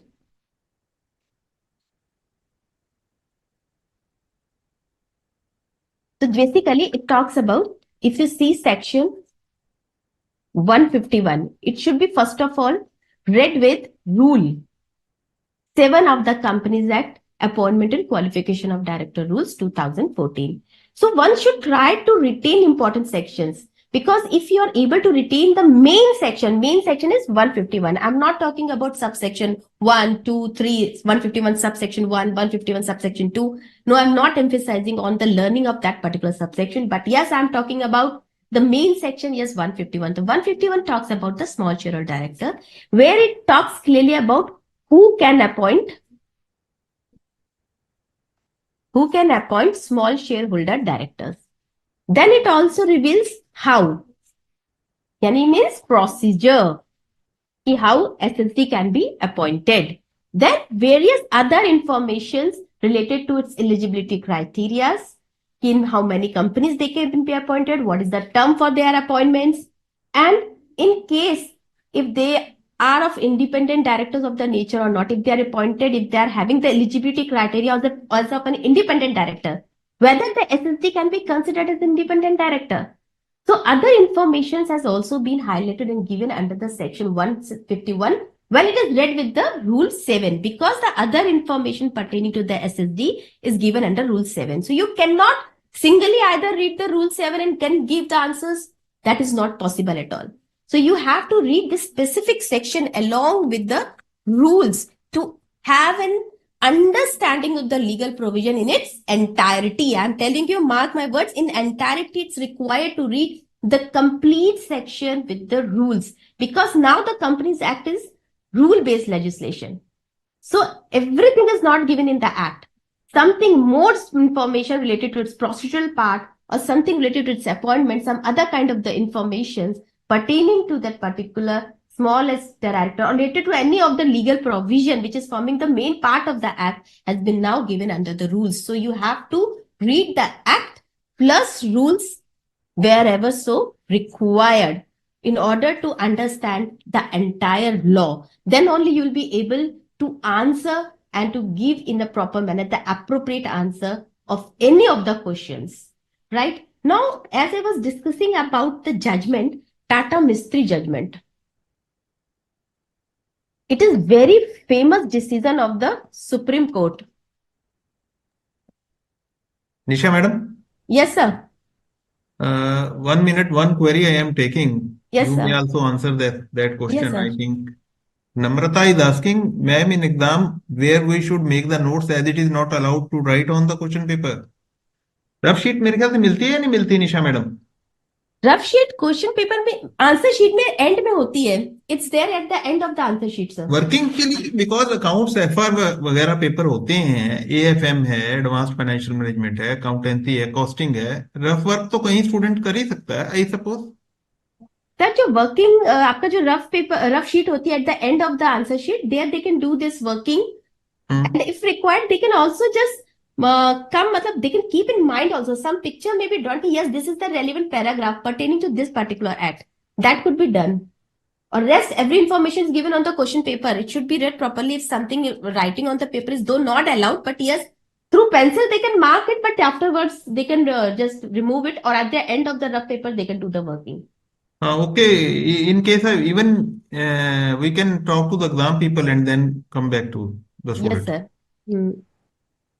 Okay, then moving further ahead, so in this Supreme Court decision, it was well said that Supreme Court observed and spotted under the section 151 of the Companies Act 2013 that it is only meant for the small shareholder directors and not on minority shareholder.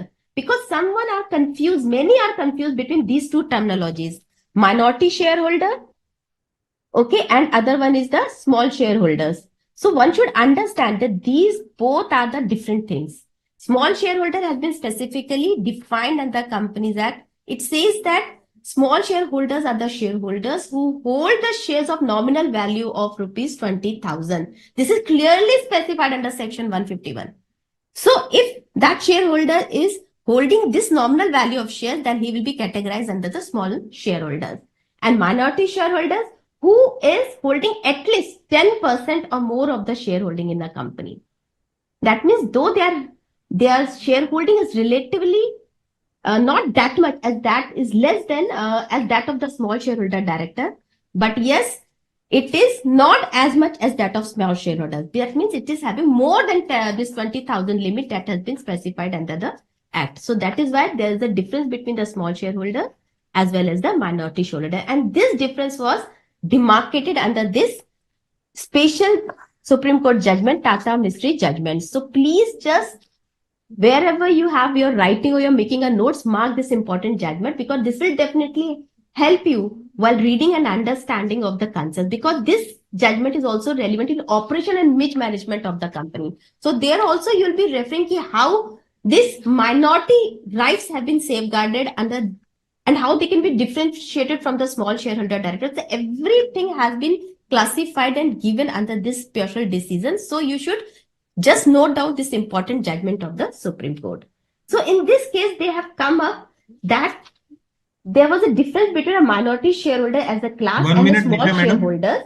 And it has been said that 1 minority minute, Nisha madam. shareholding whose nominal value. Nisha madam, Yes, sir. 1 minute. Students, मैं पहले भी आपको बताया, again I am just asking you, once again I am requesting all students that very important things are being shared by the faculty, Nisha madam, and very wonderfully she is explaining, and minutely she is explaining, excellent explanation she is giving. Tata mystery judgment, then minority shareholder or small shareholder difference, executive director non. Students, these are all important things. आप सुन के और आपके mind में permanent रह जाएंगे, I believe. और इतनी beautifully explain की जा रही हैं स्टूडेंट्स ये चीजें. तो मैं आपको कहूंगा, आप नोटबुक और पेन लेके रखोगे साथ में और नोट डाउन स्मॉल नोट्स बनाओगे तो आपके लिए बहुत आपको फायदा होने वाला है इन लेक्चर से. Yes Yes, madam, you can Prasad. Continue. You Yes, can continue. Yes, sir. Sir, Prashad is asking ki repeat small shareholder. Dear student, Prashad, I'm just telling you, refer section 151. It clearly specifies what should be the small shareholder's value. It specifies clearly over there, and it says that small shareholder is the shareholder who is holding the shares of nominal value of not more than 20,000 rupees. That means the amount is specified. If he's holding more than rupees 20,000, he is not a small shareholder. Okay. So it is clearly given not more than up to 20,000, he will be considered as a small shareholder.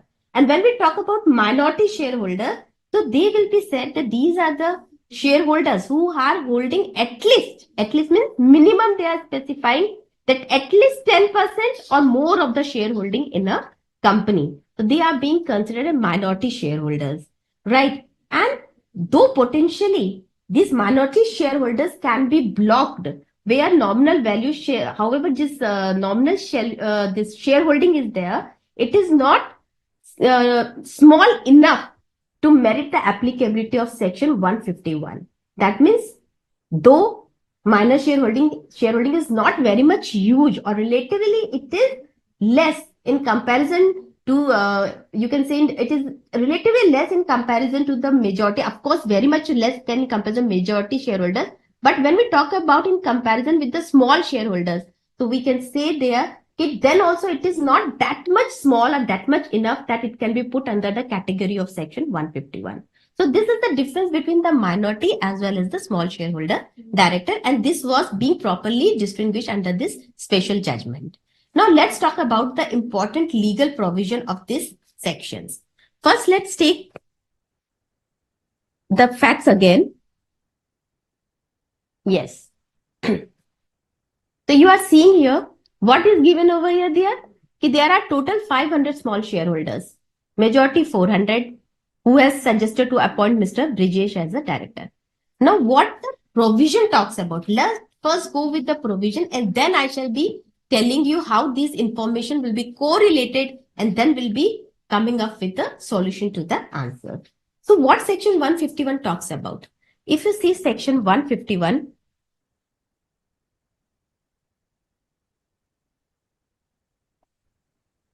yes.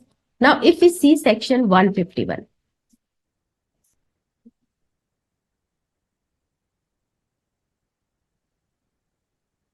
yes, then Shankara is asking, can you please explain the concept of small shareholder and minority shareholder concept? Already, Shankara, I've explained you the difference between a minority shareholder as well as small shareholder, right? There has been said there's a nominal value of shareholding of shares that is limited up to 20,000 rupees will be considered as small shareholder, and where there is having at least shareholding of 10% or more, then they'll be considered under the category of minority shareholders. This is the basic difference.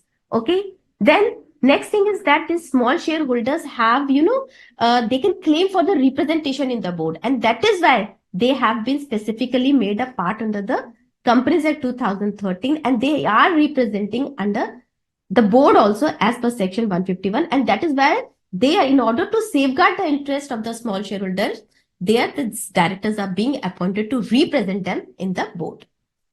That is why one of the directors is small shareholder director also.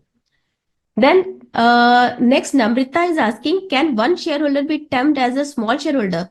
One shareholder, my dear friend, representation. What I said, not one shareholder director will be appointed to represent the categories of the shareholders. Okay, so that way, if there is one shareholder, then in that case, if he is fulfilling the requirement of the number of this nominal holding of the shareholders, he can do it. But yes, there is a condition of representing their different class, this class of the small shareholder, they can represent or they can propose for the appointment of a person in the board. Then next question is asked by Mancha. Should we make an Excel sheet for law and costing to summarize by word, topics and page number? It is, dear friend, up to you, because you can also do one thing, but it's a nice way to learn the topics along with the section number. You can also take the index given at the front of the Bare Act. There you can take out the printout or you can note it down somewhere, the headings as well as you can see the section number. So that will give a little bit of, and as per if you remark the page number, just for your reference, which topic is given under which page number, I suppose it can work it for learning. It will help you while just sorting out the important sections at the time when you are solving these case studies. So it will definitely help you. Then Amit Ganguly is asking about minority shareholder can be a small shareholder. No, dear friends, it is not, because section 151 clearly only talks about the small shareholders director, and specifically their value has been defined. When a small shareholder can be considered as a small shareholder, their shareholding value has been specifically given under the section. Only then only if he is falling within that specific shareholding value, then only he will be considered as a small shareholder. I suppose it is clear to you the difference between the minority shareholder as well as small shareholder director. Now coming to the important aspect of section 151. Yes, it says that listed companies are eligible to appoint the SSD, as well as you can see it clearly says if there is, for listed companies it is mandatory first of all, and if there is another class of the companies, then they are specified other prescribed class of the companies, in order to wherever there is a requirement, yes, they are being required to appoint. But in the case of small shareholder, because if you see the women director or if you see the independent director, they are not only specified the listed company, but also the other specified class of the unlisted public companies. So there they have been specified the paid up capital as well as the requirement of turn up. You can say the annual turn up, whatever is the turn up is there, then accordingly they can decide. Yes, if they are falling within the prerogatives, within the prescribed limits, turnover as well as of the paid up share capital, then they can be appointed with respect to the other than the listed companies for the public companies. But when I'm talking about the SSD, remember what the sections talks about. Section talks about only of the listed companies. So that means, first of all, it should be a listed company. This is one of the important aspect. Only listed company. Why I have referred of the other companies? Because at many places it is also being given along with the listed company, the other prescribed class of the companies. So read the sections properly to understand the concepts. So it is listed companies, first of all, who can opt to appoint for SSD under section 151. Then further it talks about there shall be 1,000 who can appoint. Now the next question, the listed company is the company, which company can appoint? Which company can appoint? So this is the listed company. Now second, who can appoint? Then it is given over there. 1,000 small shareholders. 1,000 small shareholders or 1/10 of the total small shareholders. Who can appoint? 1,000 small shareholder or 1/10 of the total small shareholders. They can appoint or recommend for the election of the SSD. They will just propose it to whom they want to appoint it. The next important requirement is of section 151 is that small shareholders who are intending to propose a person as a candidate for the post, they must notify the company within 14 days from the date of meeting. Means they must give at least 14 days prior notice ki yes, that we want to appoint the shareholders. So that should be mentioned properly specifying the details of the person who has been proposed, details, name, address, or with respect to any shareholding in the company. Okay, as well as the small shareholder who are proposing for the appointment, their details should also be given within the notice. The next important aspect is that even company can, on its own initiative also, they can appoint any small shareholder director. And also this is one of the things where certain shareholders propose. So this is how the proposal can be given for the appointment. This can be done. The next important aspect is that along with the statement, along with the notice, they have also to submit a statement of declaration. The declaration will be containing the proposed person's DIN number. Okay. Then it will be also giving that recommended candidate is not eligible to be appointed as a director. It must give that he is not disqualified in any of the way as per section 164 of the Companies Act 2013. Whatever the, that the eligibility criteria is given, he should be not falling within the disqualification criteria. He should be eligible to be appointed. To proper that recommendation should be given that he is not eligible to be appointed, is not containing any of the condition which will serve as an ineligibility for his appointment. Then next important condition is that the person whosoever is suggested to be appointed, his permission should be there that he is ready to act as a small shareholder director. This is the declaration should be there with the notice. And once all this information and the formalities has been complied with, the resolution for the appointment of the small shareholder is passed in the general meeting. Resolution is passed. So in that way, small shareholder director will be appointed. This is how the appointment of the director can be done. This is the important, all the relevant informations that you need to understand, and somewhere you should have understanding of the procedure so that you can easily solve any of the question related to the small shareholder directors. For the next important information related to small shareholder directors are its term. So it shall be holding for, you can say, for 3 years. This is the maximum term that is specified for the small shareholder director. Okay. And it is also specifying one more important thing, that these directors are allowed to serve 2 companies at once, but not more than 2. Please remember that they can serve at one time only 2 companies, but not more than 2 companies. And there shall be a condition that small shareholder director cannot occupy the same position in a company that competes with the one in which he is currently representing. Please mark a note that in which second company he has been appointed, proposed to be appointed as a small shareholder director, shall not be in competition or shall not be competing in any of the way with the company in which presently he is shareholding. Yeah, he is appointed as a small shareholder director. So this needs to be remembered because questions are generally being asked on this important aspect only, whether it related to its term or whether it may be related to whether he can occupy more than 2 companies or not. Okay. And in case whether a small shareholder director can be an independent director or not. Again, many times the questions has been asked on this important aspect also.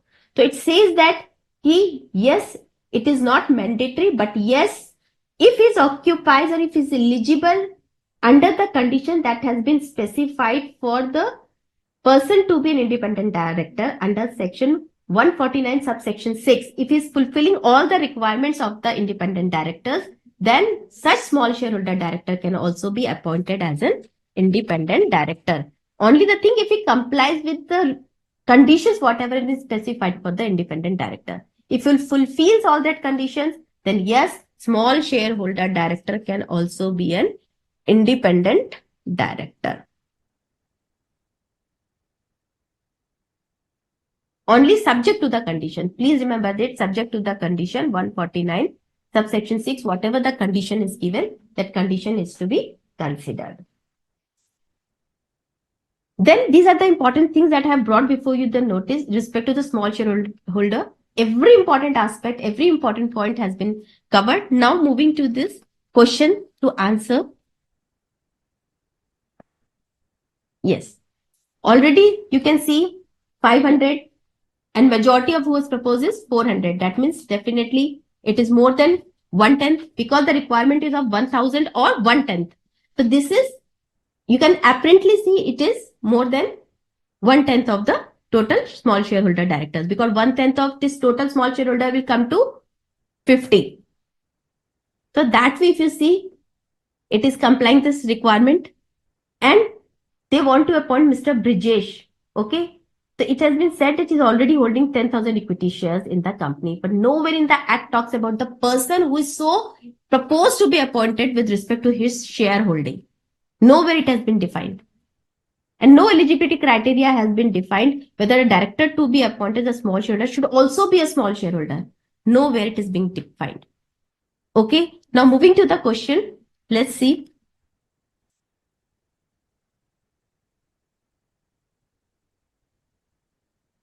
Yes. Now the question, what the question is given. A listed company may have one director elected by small shareholders.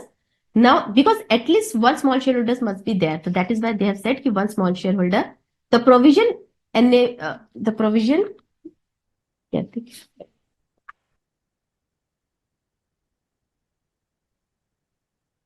The provision enables the small shareholders to place their representative on the board of directors of a listed company. Okay.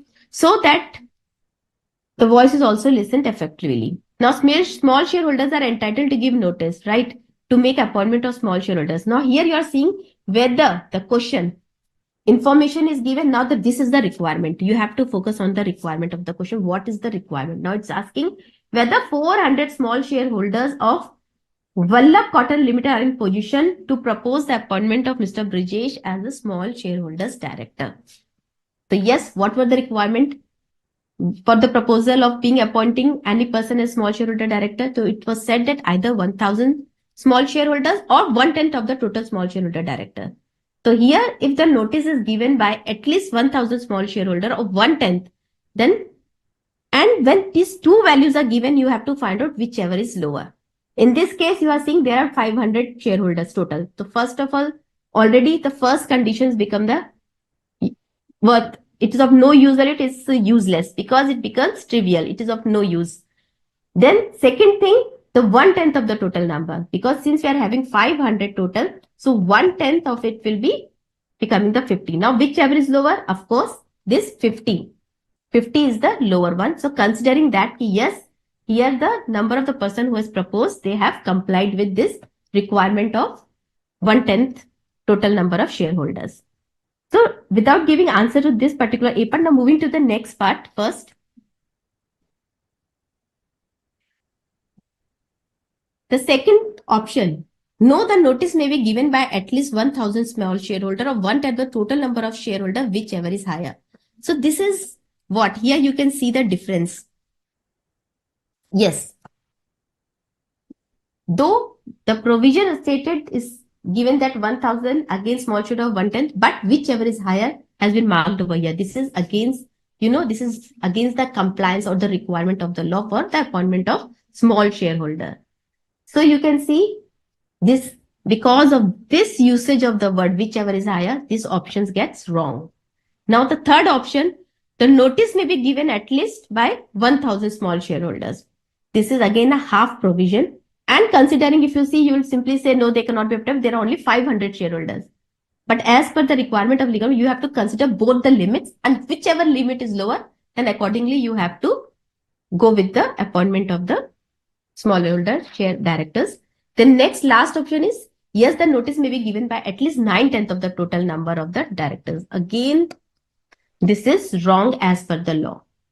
So in line with the requirement of law, first you have to read all the options. Sometimes it happens somewhere more appropriate answer is given below. Just by reading the first statement, you find, oh, this is as per the law, and you will mark it as correct.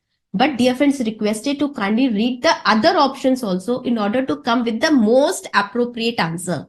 So here in this given condition, as per the compliance of the law, yes, the option A is the most appropriate answer. In its entirely what law has specifically specified. So here, yes, the notice may be given because it has been served by the lower prescribed limit, that is the 50, which is forming the 1/10 of the total number of the small shareholder director. And so here option A is the correct answer. Right? So now moving to the next question. I hope this is clear to you. Anyone, those who may have any sort of the issue in understanding of this particular provision, they may come up with your queries.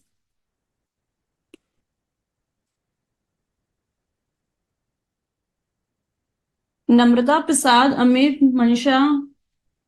I guess whatever the Nisha ma'am has told, she has briefed you so beautifully. The small shareholder, minority shareholder, small shareholder director, everything. So I hope you all are clear with these provisions of small shareholder and minority shareholders. Yes, and Prashad is asking what is his percentage of shareholding in the company. If you're asking with respect to Mr. Brijesh, nowhere Act talks about the person who is proposed to be appointed as small shareholding director. They does not require with respect to the requirement of the number of holding of shares also. So that way nothing is specified in there. They can be having any number of the shareholding. This is only with respect to the small shareholders. The nominal value of shareholding is with respect to the small shareholders. Remember that. Not for the person who has been proposed to be appointed as their director, as their representative. So this percentage is not relevant and applicable for the person who is appointed as a director of the small shareholders. So I hope it is clear to you, Prashad. Yes. So now we move to the next MCQ. The next MCQ is related to direct tax. What the MCQ asks for, it's Dimple? Dimple, madam? Yes, sir. Yes, sir. Before you take income tax MCQ, should I proceed with GST first or you want to take this first? Sir, actually, if I because this fourth MCQ and the second descriptive. Okay. So if I take this fourth number MCQ, then I will prefer to take the descriptive also along with that because they are just related to each other. So as you said, if you want to discuss GST MCQ first, then we can proceed like that. Otherwise, I'll just continue with the income tax provision, sir. Whatever you say, sir. Students bore तो नहीं हो गए कि income tax और law coffee हो गया आज?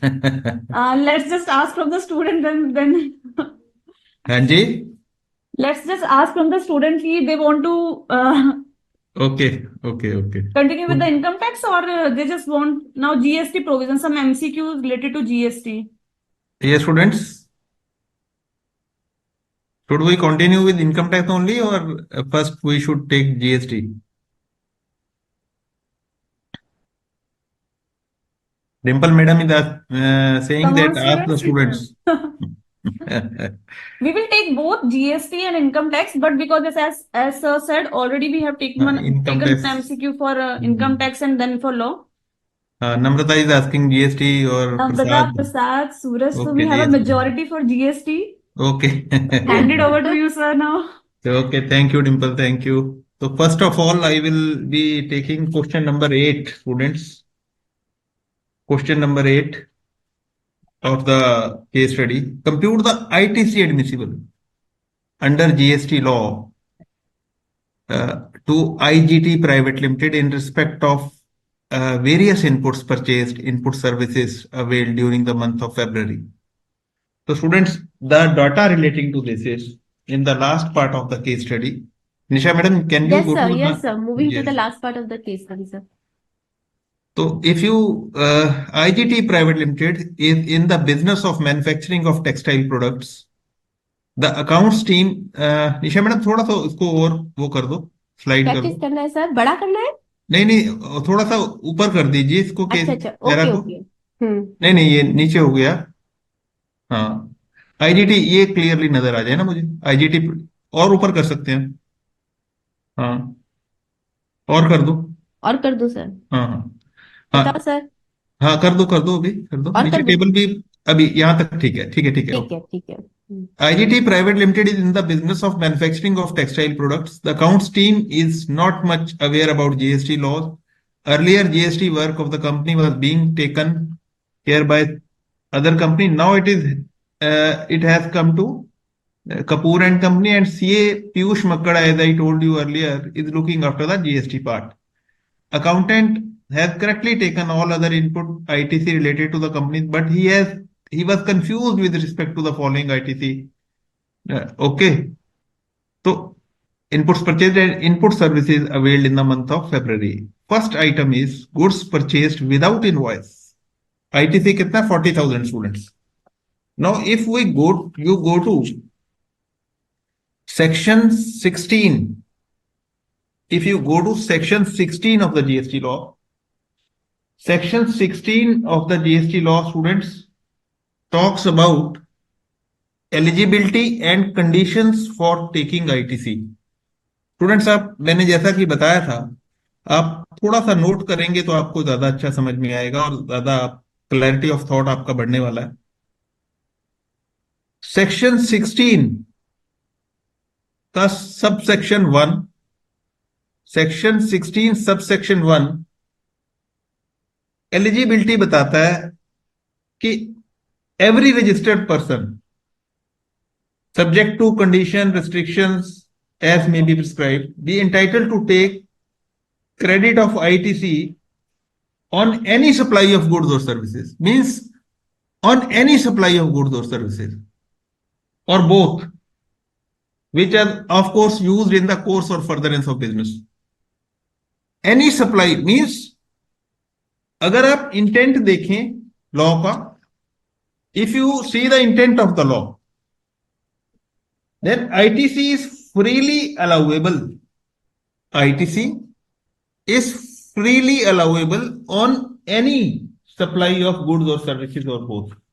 ITC registered person को मिलेगा, that's clear, on any supply of goods or services or both. Means it is freely available, but subject to exceptions. कहाँ है students? Exceptions are there in 17 subsection 5, that is blocked credit. यहां पे government ने कहा कि 17(5) में items बताए, हमने स्पेसिफाई किए that these credits cannot be except those credits, students. Credit ITC is freely available. So 16(1) में आपको एलिजिबिलिटी बताई गई है. 16(2) नॉन ऑब्स्टेंटे क्लॉज से शुरू होता है students. It starts with non obstante clause. Non obstante clause क्या होती है students? Which without any obstruction, बिना किसी रुकावट के चलती है. 16(2) starts with notwithstanding anything contained in this section. Notwithstanding anything contained in this section, no registered person shall be entitled to the credit of ITC in respect of goods or services or both unless. अब section 16(2) students, in simple language, it is prescribing the conditions of claiming ITC. और conditions जो बताई हुई हैं वो these are described in section 16 subsection 2, and the first condition is he is in possession of a tax invoice. He is in possession of tax invoice. अब अगर आप ये देखेंगे, फर्स्ट आइटम अगर आप देखेंगे, गुड्स परचेज विदाउट इनवॉइस, और condition क्या है students? He is in possession of a tax invoice or debit note issued, एक ही बात होती है, by supplier registered under this act or such other tax paying document as may be prescribed. ITC, यहां पे जो सप्लायर की बात हो रही है, सप्लायर मींस जिस सप्लायर से मैंने गुड्स खरीदे हैं, means I am recipient who is trying to avail the ITC. इस क्वेश्चन में रेसिपिएंट कौन है? IGT private limited is recipient. Please understand this very carefully. IGT private limited is recipient, और हम रेसिपिएंट के एंगल से आईटीसी कितना मिलना चाहिए, how much ITC it can avail, हम स्टडी करेंगे. तो यहां पे कहता है कि supplier he is in possession, he मतलब जहां पे लॉ में he is in possession of tax invoice, जो ही है वो आईजीटी प्राइवेट लिमिटेड के लिए यूज किया गया है। तो आईजीटी प्राइवेट लिमिटेड आईटीसी तभी अवेल कर पाएगी students if it is in the possession of एक टैक्स इनवॉइस, और यहां पे टैक्स इनवॉइस है नहीं, गुड्स परचेज विदाउट इनवॉइस है, तो ये आईटीसी आपको नहीं मिलने वाला, यहां पे क्रॉस लगा दीजिए। तो 40,000 का आईटीसी स्टूडेंट्स क्यों नहीं मिलेगा? क्योंकि आपने 16(2) की ए कंडीशन आपने फुलफिल नहीं की। आई होप ये पॉइंट सबको क्लियर है students. Not allowed as Namrata is saying not allowed ITC as recipient should be in possession of invoice as per tax invoice as per section 16. This will amount to an offense. Okay, that's great. तो मेरे ख्याल से सभी students को ये पहला point, goods purchase without invoice, ये everybody is clear with this. ये students moving to second point, purchase of goods not to be used for business purpose, not to be used for business purpose। Section 16 का जो मैंने पहला sub section 1 आपको बताया था अभी, section 16 sub section 1, 1 minute break I am taking and then we will continue। Nisha madam, Yes, sir. for 1 minute just please address the students and I will come after 1 minute। Dear students, we would like to take a 1 minute break. So till that time, you can have a glass of water with you and just get and come back after 1 minute. We will be having a 1 minute break. So just get fresh yourself and come up with a fresh mood and mind.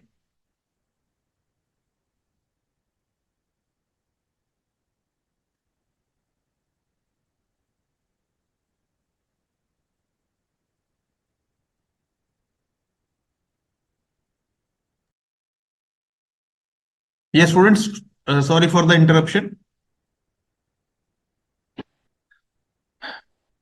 Yes, second point is purchase of goods not to be used for business purpose। तो अगर आप eligibility देखेंगे, if you go to the eligibility section, that is 16 subsection 1, and it is saying every registered person shall, subject to the conditions as may be prescribed, be entitled to take ITC charged on any supply of goods or services or both। मैंने अभी आपको समझाया था, any supply of goods or services or both which are used or intended to be used in the course or furtherance of business।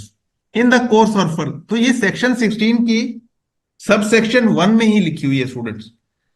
तो इसको it mean it is not use for the purpose of business, it mean this ITC shall also be can not be availed. तो यहां पे ये भी availed नहीं हो सकता स्टूडेंट्स। तो यहां पे हमने ये भी बात क्लियर कर दी कि ये भी अवेल नहीं हो सकता। तो ये बात आप अगर आप मेरे से पूछेंगे तो सेक्शन 16 1 में लिखी हुई है, प्लस आप इसमें एक और section, you move to that only Nisha madam. Yes, sir. Section 17 sub section 5 की क्लॉज जी, इसको आप इसमें आप इसके लिए आप 2 सेक्शंस पढ़ेंगे स्टूडेंट्स, आप स्टडी कर लेना, मैं आपको बता रहा हूं hint. Go to the previous page Nisha madam. Yes, sir. Yes, sir. इसके लिए 20,000 वाली जो आइटम है स्टूडेंट्स, सेक्शन 16 सबसेक्शन 1 इसमें लगेगा, प्लस इसमें साथ में आप स्टडी करेंगे सेक्शन 17 सबसेक्शन 5 की क्लॉज जी भी लग रही है।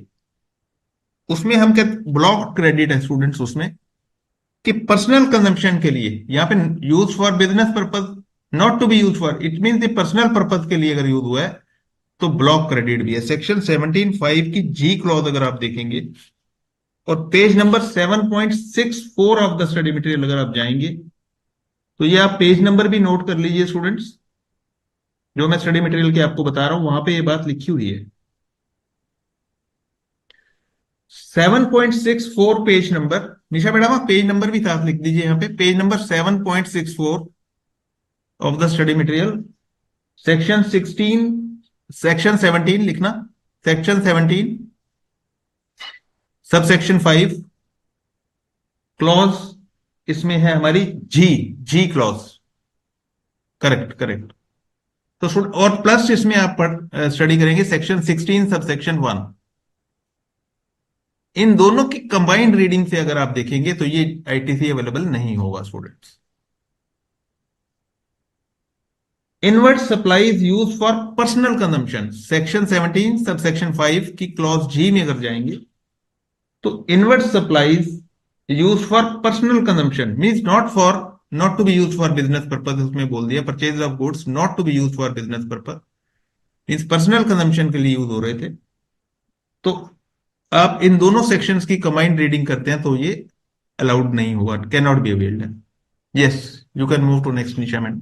Yes, sir.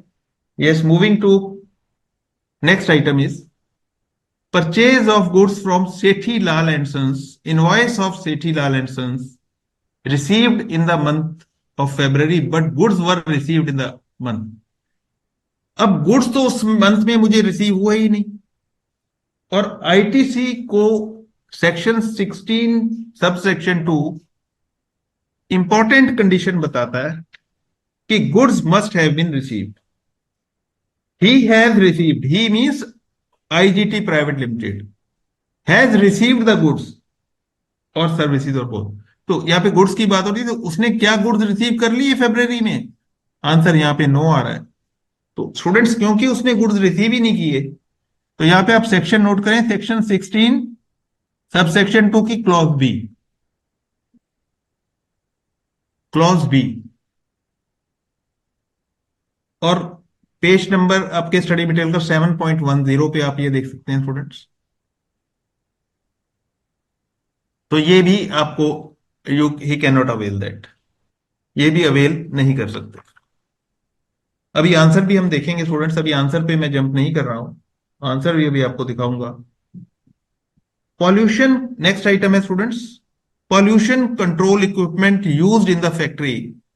अब देखो कितने इंपॉर्टेंट वर्ड है, capitalized in the books, capitalised in the books. तो कैपिटल गुड्स का आईटीसी भी अलाउड होता है, भी मैंने आपको बताया था कि आईटीसी फ्रीली अवेलेबल होता है, ITC is freely available but subject to section 17(5) blocked credit.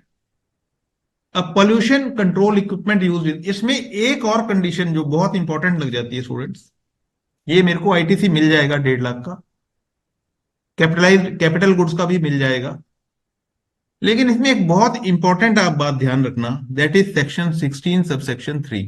Nisha madam आप लिखना है यहाँ पे section 16 subsection 3, subject to section 16 subsection 3। Section 16 subsection 3 students क्या कहता है? Where the registered person has claim depreciation, where the registered person has claimed depreciation on the tax component of the car cost of capital goods and plant and machinery under the provisions of the Income Tax Act 61, ITC on the said component shall not be allowed। तो इसमें ये condition है कि अगर उसने income tax में depreciation ले लिया उस टैक्स कंपोनेंट पर, टैक्स कंपोनेंट की बात हो रही है, then ITC shall not be allowed। और question is not discussing about anything about this, case study में कहीं नहीं लिखा, no where it is written कि उसने डेप्रिसिएशन टैक्स कंपोनेंट पार्ट पे ही हैज अवेल्ड और नॉट। सो स्टूडेंट्स ये आईटीसी भी मुझे, बट लेकिन मैं इसका नोट जरूर दूंगा वहां पे। तो सेक्शन 16 और section 16 subsection 1 plus section 16 subsection 3 की कंबाइंड रीडिंग अगर आप करेंगे तो ये आईटीसी आपको अलाउड हो जाएगा। Yes, next point is motor lorries used for transportation of goods, capitalized in books, ये भी capitalized है। और motor lorries as you all know इसका स्पेसिफिक प्रोविजन है जीएसटी के अंदर, ब्लॉक्ड क्रेडिट में है। Motor car credit, ITC of motor car generally नहीं मिलेगा, ब्लॉक्ड क्रेडिट में आता है। लेकिन इसकी एक्सेप्शन है, इसकी एक्सेप्शन है जो कि पेज 7.52 पे अगर जाएंगे स्टडी मटेरियल पे, पेज 7.52 स्टूडेंट्स, ये पेज नंबर बहुत इंपॉर्टेंट है, आप इसको नोट डाउन करके और वहां पे जाके चेक करना जो मैं आपको बात बोल रहा हूं.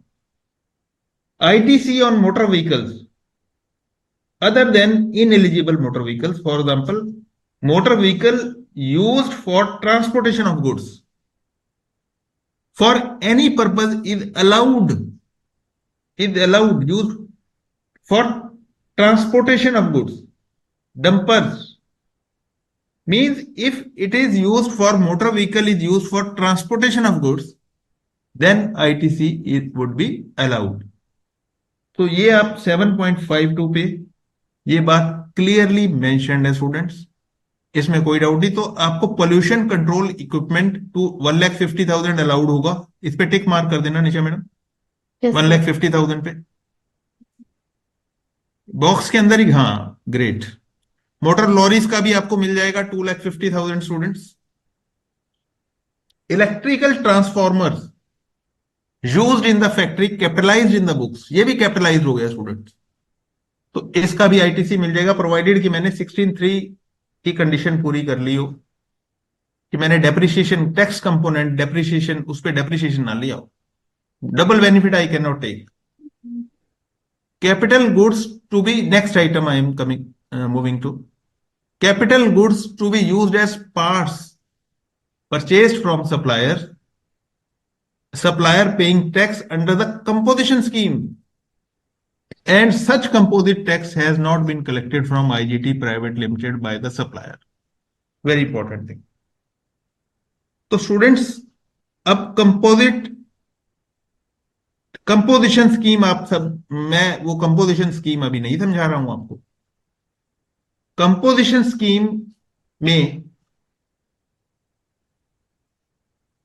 अगर मुझे कोई इनवॉइस मिली है तो क्या मुझे आईटीसी मिल जाएगी? Question students. अब ये ब्लॉक क्रेडिट के अंदर आता है, स्पेसिफिकली ब्लॉक क्रेडिट में मेंशन है. कोई स्टूडेंट्स क्या आप मुझे बता सकते हैं कि कौन सी क्लॉज इसमें 17(5) की कौन सी क्लॉज में ये बात लिखी हुई है? ये स्टूडेंट्स क्या आप मुझे बता सकते हैं? 17(5) की ब्लॉक क्रेडिट 17(5) सबको मालूम है, सभी स्टूडेंट्स को मालूम है, लेकिन ये कौन सी क्लॉज में ये बात लिखी गई है, क्या मुझे बता सकते हैं? I am waiting for your answer.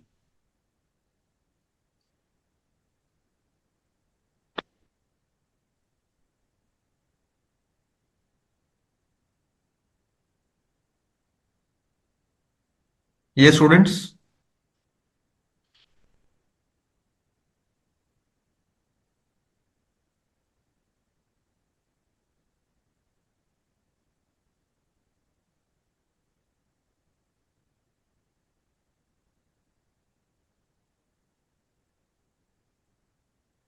कौन सी क्लॉज में ये बात लिखी हुई है students? You are not coming out students. No student is answering I think. चलो मैं बता देता हूं students. This is as per clause E of section 17(5). Inward supplies charge to tax under composition levy. This is again a block. ये block credit है as per section 5 clause ई. तो निशा madam यहां पे सेक्शन 17 सब सेक्शन 5 और clause ई लिख देना. Yes. सो ये page number 7.63 of study material में अगर आप जाएंगे वहां पर ये बात आपको, ये आप जरूर एक्सरसाइज करिएगा जो मैं आपको बोल रहा हूं. ये आप वहां पेज नंबर जाके वहां पे रेलेवेंट क्लॉज आप अच्छी तरह से स्टडी करना. और मैं आपको पढ़ के नहीं सुना रहा हूं, but you need to take this forward. This is very important. So ये ब्लॉक क्रेडिट है तो ये आपको अवेलेबल, इस पे क्रॉस लगा देना Nisha madam. Moulds and dies used in the, ये कैपिटल गुड्स हैं. ये एजम्पशन है, एज्यूम किया कि capitalized in the books. Nisha madam इसके आगे लिख देना कैपिटलाइज्ड इन द बुक्स. ये एजम्पशन है, हमने एजम्पशन लिए स्टूडेंट्स. ये कैपिटल गुड्स की तरह ट्रीट होते हैं, कैपिटलाइज्ड इन बुक्स, तभी ये कैपिटल गुड्स हो जाएंगे. और इसका 65,000 फिर क्या होगा? लाइक पॉल्यूशन कंट्रोल और इलेक्ट्रिकल ट्रांसफॉर्मर्स, ये अलाउड होएगा. ये स्टिक मार्क कर देना Nisha madam. Next important item is the company buys cement tiles and avail the services of an architect for the construction of its building office building। सभी students ने ITC अच्छी तरह से स्टडी, सर ने पढ़ा भी दिया आपको, जीएसटी वाले सर ने। क्या मुझे इस क्वेश्चन का आंसर दे सकते हैं? आई एम वेटिंग फॉर कि ये अलाउड होगा या नहीं होगा। Yes students, very good question, last very good item. Shankara आपने करेक्ट आंसर दिया 17.5 ई clause.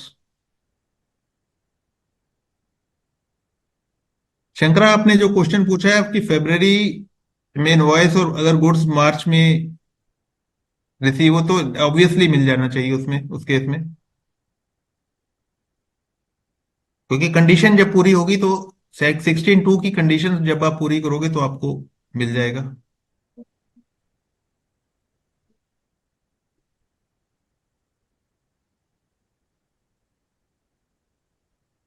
Yes, company buys cement, tiles and avail the services of an architect for the construction of its office building. Very important thing. जो yes, can any student tell?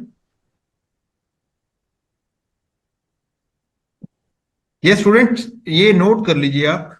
Very important thing is 17.5, 17 subsection 5, Nisha madam please right 17 subsection 5 clause D अगर आप study करेंगे तो ये उसके अंदर block credit में आ रहा है। 17.5D page number 7.62 of the study material, clause D of section 17 subsection 5, self construction of immovable property. This is under self construction of immovable property. इसके अंदर एग्जाम्पल 36 लिखा हुआ है आपके, एग्जाम्पल 36 लिखना निशा मैडम। एग्जाम्पल 36 अगर आप देखेंगे वहां पे लिखा है company boys cement tiles and avails the services of an architect for construction of its office building, ITC on such goods and services is blocked. ITC on such goods and, आपके example 36 में अगर आप वहां पे जाके देखोगे लिखा है इट इज ब्लॉक्ड, बिल्कुल सेम एग्जांपल दिया हुआ है स्टूडेंट्स। तो आप देख रहे हैं कैसे कितनी बारीकी से क्वेश्चन पूछे जा रहे हैं। तो ये आपको ब्लॉक होगा, नहीं मिलेगा, you can not avail this. इस पे क्रॉस लगा देना Nisha madam. Now if you go to the answer, Nisha madam answer पे आप जाना एक बार। Yes, sir. If you go and see the answer, अब आप देखो ये सारी बात जो मैंने आपको समझाई है students, whatever I have convey to you, it is solved like this. Yes, next answer 8। Yes, computation of ITC admissible to IGT in respect of various inputs purchase during the month of February. Goods purchase without, क्योंकि invoice ही नहीं थी, मैंने आपको explain किया, condition ही पूरी नहीं हुई। Purchase of goods not to be used for business purpose, basic condition ही 16.1 की पूरी नहीं हुई, तो नील यहां पे हो गया। Purchase of goods from Sethi Lal and sons, मैंने आपको वहां पे क्रॉस लगवाया था, ये सारे क्रॉस मैंने लगवाए थे जो यहाँ पे नील लिखा है। But goods were received, because goods he receive नहीं हुए तो उस मंथ में आपको नहीं मिला। Pollution control equipment capitalised in the books of accounts, ये टिक आपने देखोगे वहां पे टिक लगा हुआ है, तो आप अगर वहां पे देखोगे तो निशा मैडम एक बार दिखा दो, एक बार टिक भी स्टूडेंट्स को। 1,50,000 पे देखो आप टिक लगा हुआ है।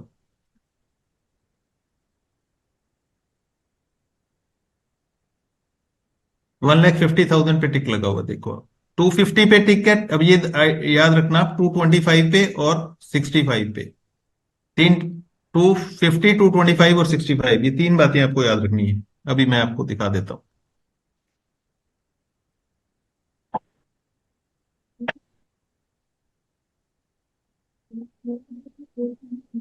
ये देखो 250, 225, 65, बाकी नील है स्टूडेंट्स, यही हमने स्टडी किया है अभी। और नीचे इसकी एक्सप्लेनेशन जैसा कि मैंने आपको समझाया है वो सारी लिखी हुई है। तो students this is how the questions आपको, अगर आपने अच्छी तरह से thorough if you have thoroughly understood what is written in there, what is there written there in the study material, thoroughly you have understood that. If you have the conceptual clarity of the ITC provision और place of supply provision, last study case study में हमने किया था, जब time of supply पे case study हो सकती है, वैल्यूएशन पे हो सकती है केस स्टडी स्टूडेंट्स, तो आप कंसेप्चुअल क्लैरिटी रखिए। एंड यू सी एग्जाम के अंदर क्या आ रहा है, in examination you are facing total application of the concepts, application of the provisions you are facing. So this is how students you need to handle the case study. And students please remember conceptual clarity का कोई substitute नहीं।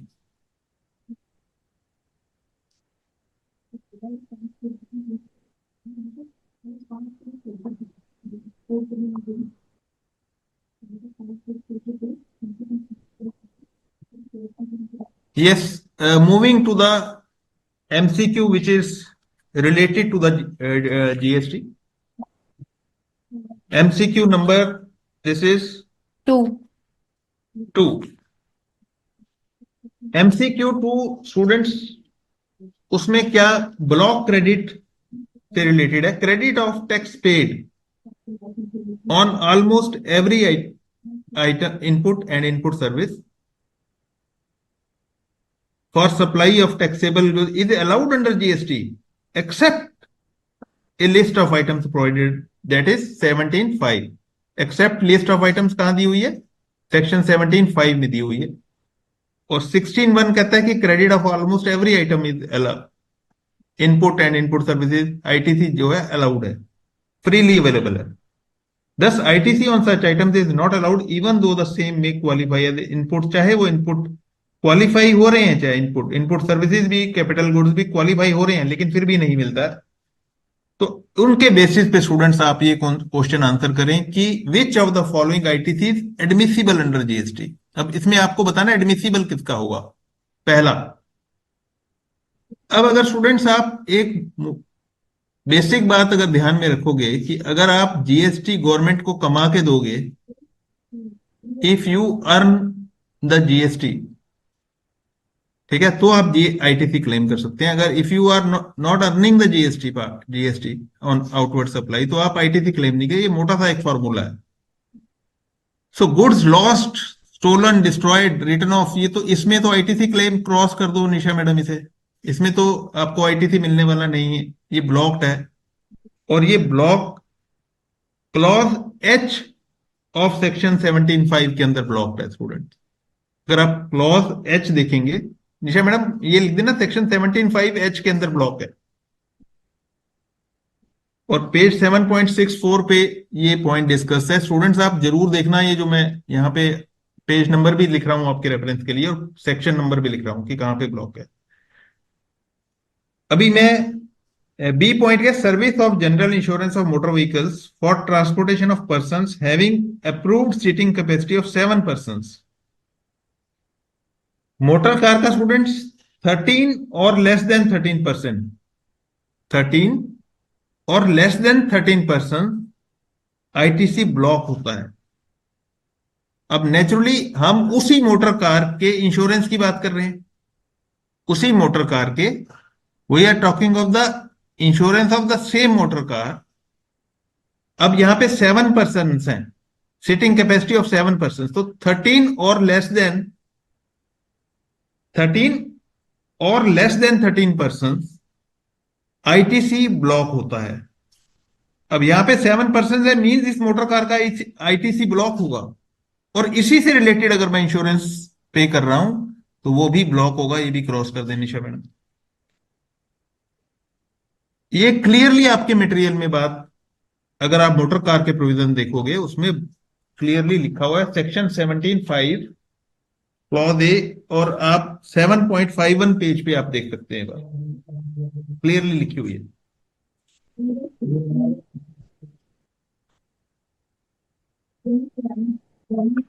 Confectionery items, C point देखो क्या है, for consumption provided to employees working in the factory under statutory obligation, food and beverages. तो ये food and beverages की बात हो रही है स्टूडेंट्स। यहाँ पे कन्फेक्शनरी आइटम्स को हम फूड एंड बेवरेजेस भी कह देते हैं, तो यहाँ पे आपने कंफ्यूज नहीं होना।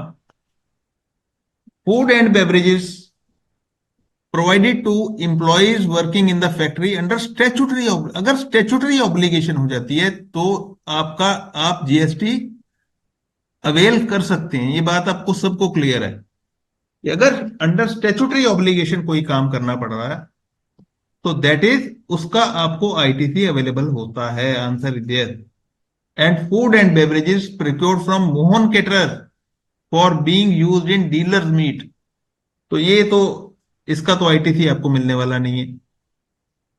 और ये एग्जाम्पल नंबर अगर आप देखेंगे इसका डी पॉइंट का, क्लियरली आपके स्टडी मटेरियल में सारी बातें लिखी हुई हैं।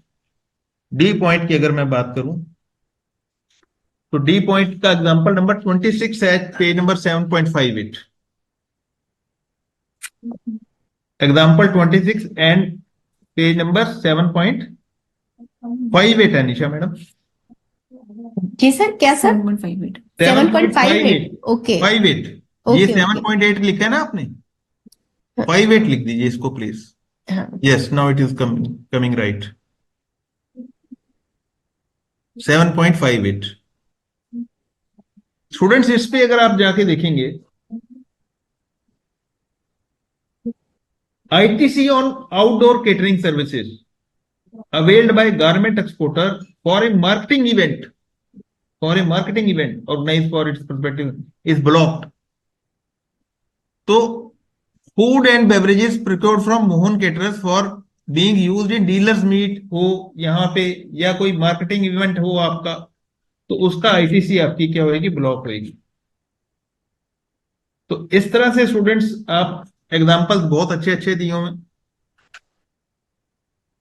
तो आप एक बार सारे एग्जांपल्स, ये तो मैंने आपको इससे रिलेटेड बताए हैं जो एग्जांपल आपके कवर हो रहे हैं। अदरवाइज स्टूडेंट्स लेफ्ट राइट आप एक बार स्टडी करिएगा जरूर। टाइम की ऑफ कोर्स पॉसिबिलिटी है, अभी निशा मैडम ने भी आपको पढ़ाना है थोड़ा सा, और डिम्पल मैडम भी क्वेश्चन कराएंगे। तो होपफुली मैंने कोशिश करी है आपको एक बार आईटीसी के, और ये आप पूरा एक बार अच्छी तरीके से करिएगा। हाँ, स्टूडेंट्स ने लिखा है, नम्रता ने, ITC allowed as there is statutory. Very good, you are clear with the, because sir ने, मैंने देखा है आपको बहुत अच्छे से पढ़ाया है ITC. Yes yes, Nisha you will like to take yes sir. Law part और Dimple is? Sir Dimple is taking sir. sir, I will take now okay direct text, sir. You can continue Dimple. So now moving forward to direct text, MCQs and descriptive, we are at MCQ number 4. Okay, what is the requirement of the MCQ? The MCQ requires to compute interest on machinery that is allowed as deduction under Income Tax Act to Agresen Spinners Private Limited. So they are talking about the machinery which the company has purchased, and what about the interest which the company is paying on the loan amount which it has borrowed. So we have to go to the facts of the case study, which was there in page number 1, the last paragraph. What was the, now we have to again see the facts. What was the facts? That there is a company, Agresen Spinner Private Limited.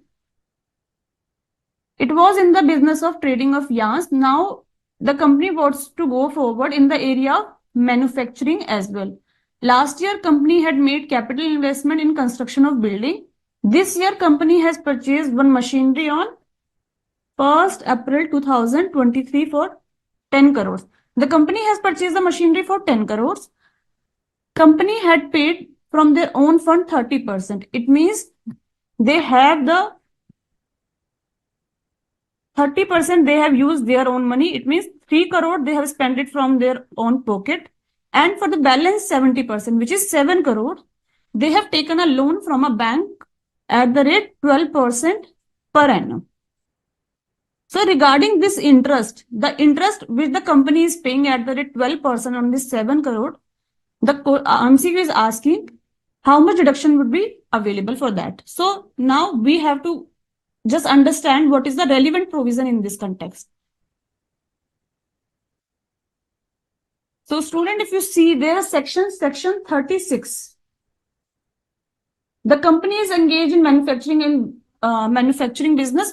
So obviously the income would be computed under the head PGBP, profit and gains from business or profession.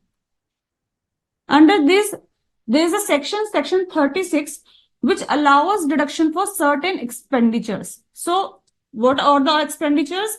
Relating to your interest, bonus, commission, insurance, and all these things. Under this 36, there is a section 36, subsection 1, clause 3, which says that interest which you have paid on borrowed capital, borrowed for the purpose of business or profession.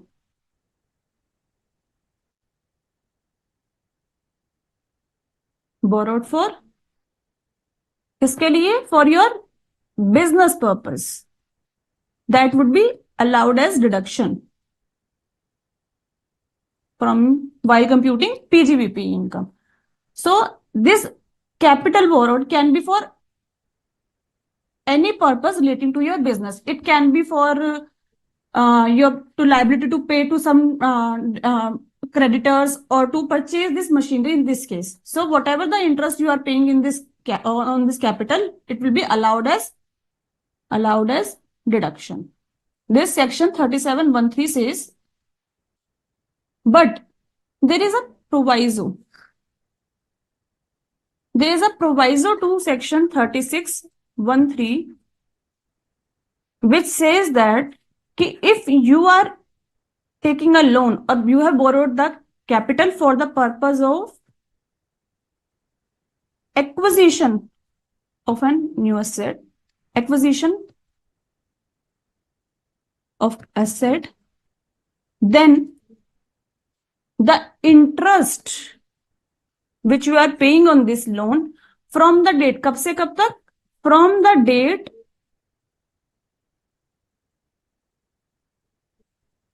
of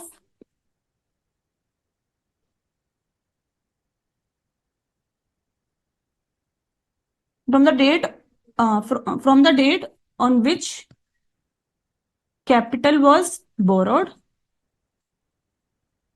till the date when till the date you have put to use that asset. Put to use that asset. This asset के लिए you have taken the loan. Till the date we have put to use the asset. The interest portion, the interest payment which we have made would not be allowed as deduction. Would not be allowed as deduction. Under section 36.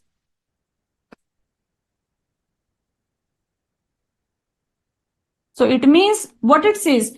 Firstly, it says कि whatever the interest you are paying on the loan which you have borrowed for business purpose, that will be allowed as deduction. It means you can claim the deduction. But there is a proviso, there is a exception that if you have paid interest for loan which you have borrowed for acquisition of an asset, then from the date on which you have borrowed that capital till the date that asset is put to use, you will not be allowed as deduction. It means इस date पे, suppose this is your graph, इस date पे you are borrowing the capital, इस date पे you are put to using your asset, and this is your end of the financial year. So this tenure from the date of borrowing till the date of put to use. 36 में you will not get the deduction for this interest. It means for this period, after put to use to the end of the previous year, the interest deduction would be allowed. So it means if you go to the facts of the case study, when it was borrowed on, when your company has purchased the asset, it was purchased on 1st April 2023. Okay. And when the asset is put to use, the asset The company was required for extension of business and was put to use into effective production on 1st February 2024. यानी कि 1st February 2024. यानी कि interest which you have paid for this period would not be allowed as deduction under section 36. So it means which deduction would be allowed under section 36? Yeah, it means from 1st Feb 2024 से 31st March, because our previous year ends on 31st March 2024 in this case, is for this 2 months period, the deduction would be allowed. So what would be the deduction? You have a loan of 7 crore.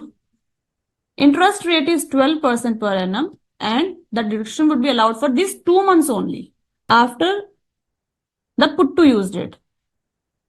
So the deduction would be your 14 lakhs, which will be allowed under section 36(1)(3). So this is the answer to your respective MCQs. 70 lakh interest deduction? No. 84? No. 0, it means you will not allow any deduction for interest? No. 14 lakh would be allowed. But according to the MCQ, the answer ends here. But there is one more section which is regarding 43B, which tells about the actual payment basis, that deduction would be allowed. 36 says that you will get the deduction for this expenditure. But 43B says the deduction would be allowed for certain expenditure on actual payment basis only, or extended time period which you have for this deduction is up to the date of return filing, due date for return filing. Date of return filing. And in one of the clause is regarding interest.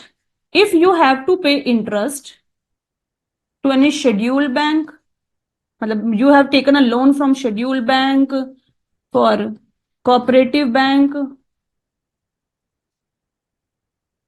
notified NBFC, then your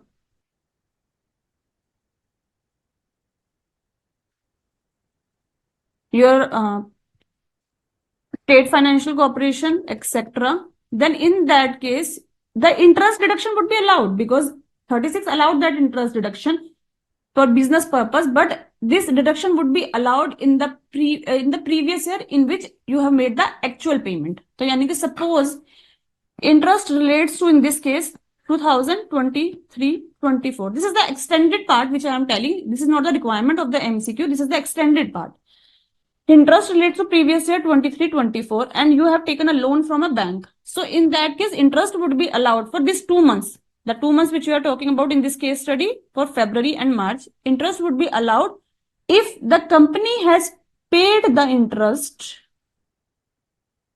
up to when? Up to the due date. Up to due date of ROI. Then only this 14 lakh interest would be allowed. Otherwise, it will not be allowed in this previous year. Suppose company has paid interest on 30th November 2024 to the bank for this previous year. What will be what would be in that case? What would be the answer to your MCQ 4 in this case? Suppose it's extended version. Suppose company has paid the interest,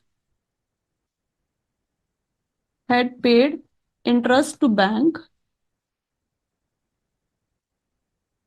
on 30th November 2024. Then what would be the correct answer, students? In that case, for the second part, what would be the correct answer amongst these 4 answers? Tell me quickly. If the company has paid interest to bank on 30th November, matlab company has not paid the interest during the previous year 2023-24, they are paying the interest on 30th November 2024. Then what would be the answer of these MCQs? Would the answer be still be 14 lakh or there will be any change? Namrata, Mansha, Prasad?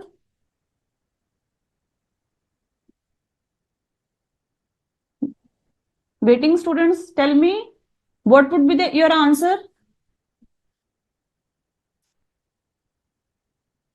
I hope my question is very clear to you. If in this case company pays the interest to the bank on 30th November 2024, then what would be your amount of deduction which would be allowed while computing your income under the head PGBP? Yes, Namrata. 0, Suraj Kulkarni. Yes, C, 0.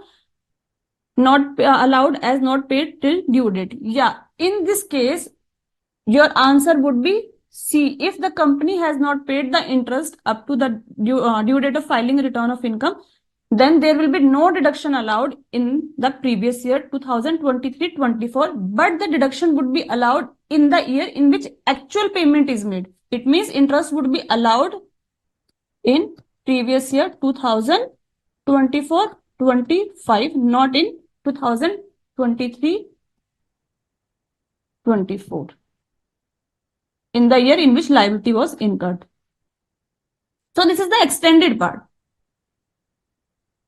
Yeah, Namrata, not allowed as not paid till the due date of filing. Yes, correct. Now, I'll just go to the descriptive question 7 because that is related to the extended part of this MCQs. Advise Agresen Spinners Private Limited on treatment of interest payment on loan and depreciation allowable. Regarding the interest payment, for some portion of interest, for the 2 months interest payment, we have already computed in the fourth MCQ. So this is the extended version of that MCQs. And regarding the depreciation, which would be allowed to Agresen for assessment year 24-25.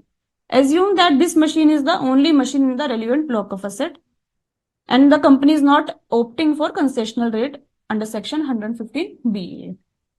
So 36 में what we have already seen is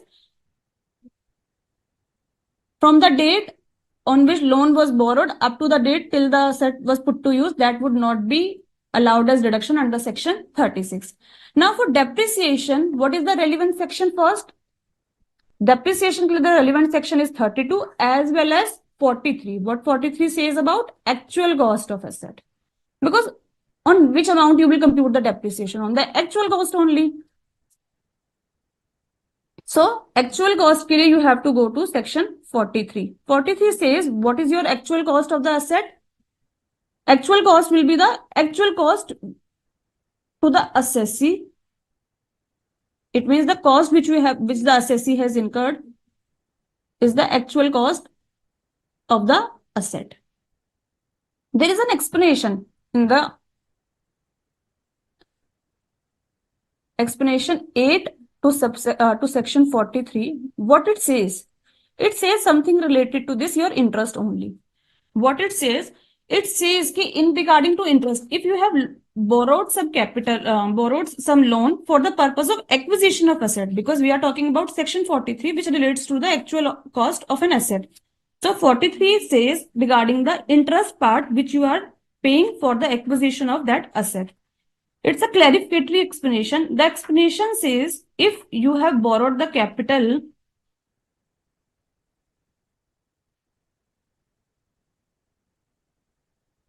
and you have put to use the asset, then the date from which you have put to use the asset till the end of the financial year, you can say, this period interest, you can't add it to the actual cost of the asset. You can't add it. It means what? Again, the timeline. You are borrowing the loan on this date, put to use on this date, and this is the end of the financial year, 31st March. So 36 says this period. For 43 says that this period interest, you can't add it to the cost. Can't add to the cost. ठीक है? And what 36 says? 36 says this period interest would not be allowed as deduction. Both are related. It means this period interest you will include in your actual cost.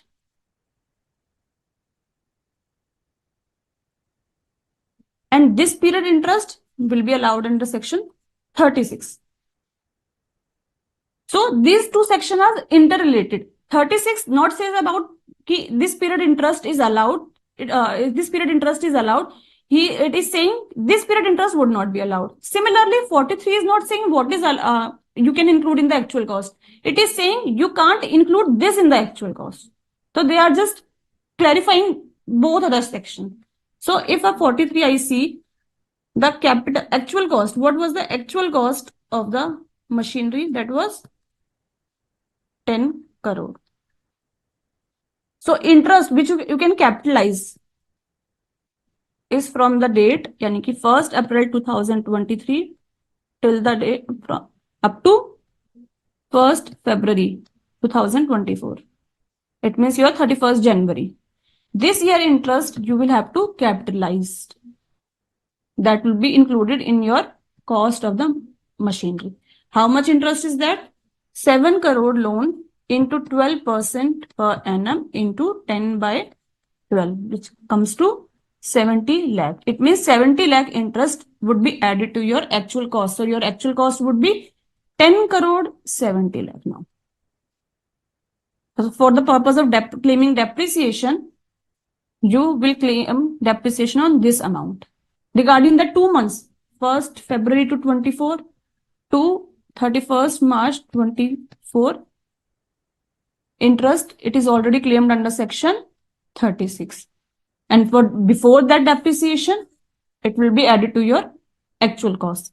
So what is the requirement of question? The half requirement of the question is treatment of interest payment. So there are two parts. First is regarding before put to use, which we have already dealt with in the MCQ. That will be 14 lakh as deduction under section 36 and 70 lakh that would be part of your actual cost. That would be included in your actual cost. So this is the answer up till for this part only. What is the remaining requirement? Depreciation. How much depreciation you can claim on this asset, this machinery? Consider this is the only machinery. So what is the actual cost? 10 crore 70 lakh. Depreciation, what is the section? Section 32. 32 says on the actual cost of the asset, there is a prescribed rate for depreciation which will be allowed. For machinery, what is the prescribed rate? That is 15%. But wait, in this case, when the asset was purchased on 1st April 2023. But for depreciation, what is the relevant date? Relevant date is not the date of your purchasing of asset. The relevant date is when you have put to use, that asset. And the date is 1st February 2024. So, yani ki relevant date the relevant date would be 1st February 2024. So, you will be allowed depreciation since you have put to use the asset on 1st February 2024. If you have put to use on 1st May 2023, then simple 115% depreciation you can claim on the actual cost. But because you have not put to use the asset for 180 days or more, you have put to use for less than 180 days, depreciation would be allowed 50% of the prescribed rate. What was the prescribed rate? 15%, and depreciation would be allowed only 50%. It means you will be allowed depreciation of only 7.5% of this 10 crore 70 lakh in the previous year 2023-24. Suppose in this case, so what would be depreciation? You have to calculate 10 crore 70 lakh into 7.5%. This is the normal depreciation. Suppose in this case, I am just changing the figure. Suppose you have not put to use the asset in this year, in previous year 2023-24. So would the assessee be eligible for any depreciation? Yes or no? Suppose the company has put to use the asset on 1st May 2024. In the next year, they have put to use the asset. Would the company be eligible for any depreciation during the previous year 23-24? Tell me, students. What would be your answer? Yes, Suraj. Because company has not put to use the asset, it is not eligible for depreciation in previous year 2023-24. It doesn't matter in the Income Tax Act whether you have put to use the asset for single day or for whole of the year. It matters that whether you have put to use the asset or not. If you have put to use the asset on 31st March, then also you will eligible for depreciation for that year. Yeah, but 50% depreciation would be available because you have not put to use for 180 days or more. You have put to use for less than 180 days. So 50% depreciation would be allowed. Otherwise, number of days doesn't matter in the Income Tax Act. Only condition is put to use for less than 180 days or 180 days or more. That is the only thing which we have to see. और students very important point कि put to use का जो madam ने बताया, Dimple madam ने, that's very excellent point, excellent explanation. Students, one thing more, you all should note that practically when the asset is put to use, then you need to take pictures of the asset and you need to prepare relevant documentation that when the asset is put to use. So relevant pictures are helpful because the department rejects the claim of the assessee. Sometimes the date when the asset is put to use. So you should take note of this, that relevant documentation has been prepared for the purpose when the asset is put to use. So that is very, very important point, because in so many cases, I have seen that assessee is not able to give proper evidence as to when the asset is put to use. So this is very important point in addition to this. Yes, Dimple, you can continue. Yes, sir. Then further extension, the one more thing which I just want you students to answer. Suppose first thing is the actual which is given in the facts that a company has put to use on 1st February. We have already dealt with that situation. If the company has put to use on 1st May 2024, then also everybody is right that there will be no depreciation for 2023-24.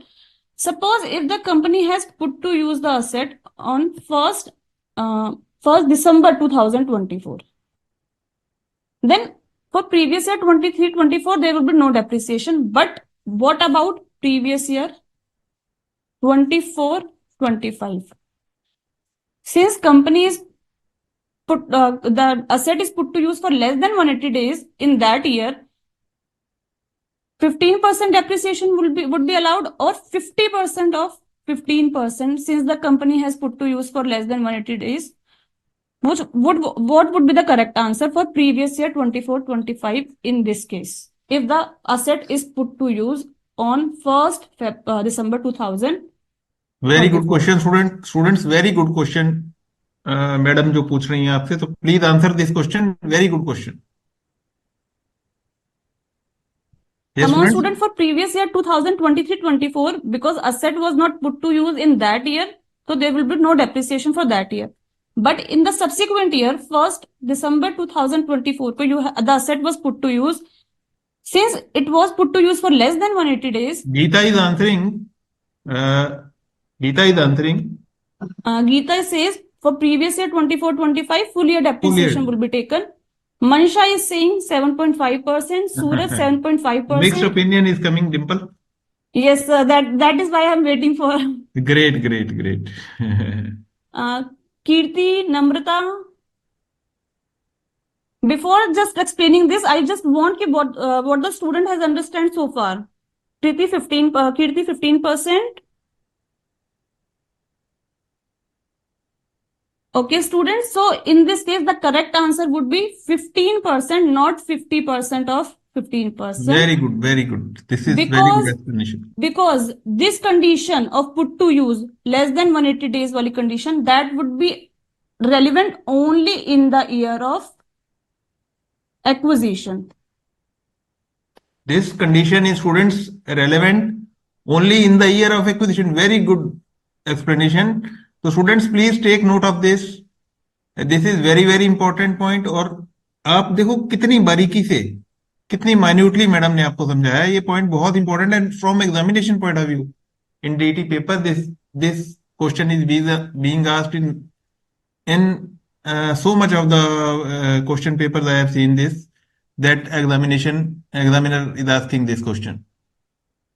So in the subsequent year, if in the year of acquisition the asset is not put to use and it is put to use in the subsequent year, then you don't need to see for 180 days condition. The full year depreciation would be allowed in the subsequent year. So the correct answer would be 15%, not 50% of 15%. I hope this is clear to everybody. Suraj, Mansha, Prasad.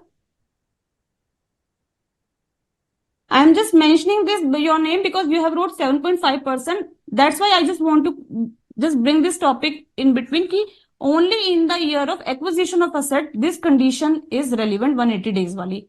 In the subsequent year, if you are putting up the asset, then this condition has no relevance. You have to, the assessee will claim, can claim depreciation of full of the prescribed percentage. That point is well taken, Dimple. You can move ahead. Thank you, sir. So regarding the depreciation part, you can show the answer directly. Yes, sir. I'm just going to the answer which is given in the case study. As per the proviso to section 36(1)(3), interest paid in respect of capital borrowed for acquisition of asset, कब से कब तक, beginning from the date of borrowing till the asset is put to use, is not allowed as deduction. Why it's not allowed? Because it would be added to your actual cost as per section 40T. ठीक है? So interest for the remaining 2 months, यानी कि after put to use, that would be allowed under section 36(1)(3). Interest for such period, which is from the date of borrowing of asset till the date of put to use, that would be capitalized. So it means for 10 months, 7 crore ka 10 months for 12%, that would be capitalized. So what is the amount? 10 crore 70 lakh, which we have already derived. Right. You can go to depreciation part of it.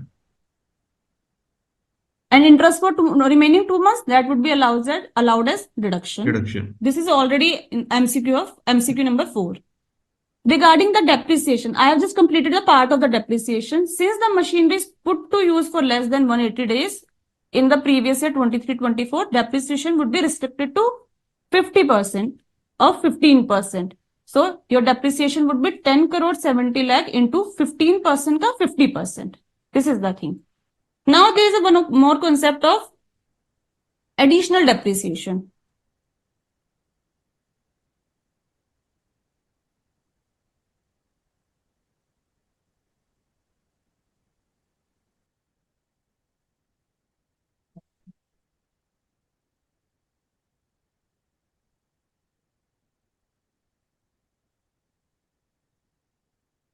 So there is one concept of additional depreciation. Additional depreciation you will get if the assessee is engaged in the business of manufacturing or generation of electricity.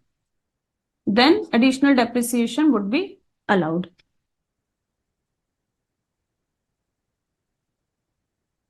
Okay? And there is the other condition also that asset should be purchased for the manufacturing business only. It should not be a second-hand machinery. It should assessee had not used the machinery earlier. All these conditions. So it means, in a nutshell, additional depreciation is for new plant and machinery. It's not for all asset. It is not for building. It is not for vehicle. Vehicle is a plant and machinery if you are using it in the factory. So the asset should be plant and machinery. Furniture, fixture, or building, they are not eligible for additional depreciation. So in case of new plant and machinery, additional depreciation would be allowed. What would be the rate of additional depreciation? It is 20%. Again, in this 20 for additional depreciation, you have to see the criteria of this 180 days. If the asset is put to use for less than 180 days, then 50% of this, 50% of 20% would be allowed in that year. So in this case, in the question, the asset was put to use on 1st February. It means it is put to use for less than 180 days. It means additional depreciation would be available for 10%, 50% of 20%, 10% only on the actual cost. Actual cost of the asset. So 10 crore 70 lakh into 10% would be allowed as additional depreciation under section 32(1)(2). And what about the remaining 10%? That would be lapse? No. Regarding the remaining 10%, because you have put to use for less than 180 days, that doesn't mean that you are eligible for 10% only. The remaining 10% would be allowed in subsequent previous year, that is previous year 2024-25. Remaining 10% assessee can claim in the subsequent previous year. But mind it, the 10% is of actual cost. It is not on the WDV. Next year, maybe student, you have made a mistake on this. Next year, this 10 crore 70 lakh ka only 10% would be allowed in this year, and isi ka 10% would be allowed in the subsequent year, not on the WDV. On this actual cost only, it will be allowed. So in the current situation,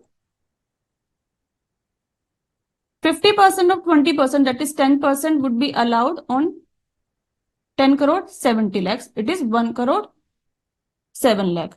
Additional depreciation, because the company is engaged in manufacturing of cotton and purchase new machinery, it would be allowed for additional depreciation. It would be restricted to 50%. Balance depreciation, additional depreciation of the same amount of the, it means 10% of this amount shall be allowed under section 32(1)(2)(a) in the immediately succeeding previous year. So this is your descriptive. In this case, the company, on the question already it is mentioned the company is not opting for 115 BAA. 115 BAA is your concessional tax regime which is available to any domestic company. But for claiming this concessional regime, company has to forgo certain exemption and deduction. For that, one of that is additional depreciation. The additional depreciation. If the company is opting for this concessional tax regime under section 115A, what would be your answer? Suppose the question says company is opting for. Then what would be your answer in that case?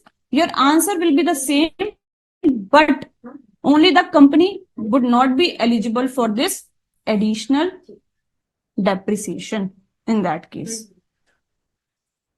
Got it, student? You have to clearly see in the case study, in the facts, whether the company is opting for concessional tax regime or not. Because additional, if company is opting for concessional tax regime, then there are certain exemption deduction company has to forgo, like 10AA, 35 AD, additional depreciation,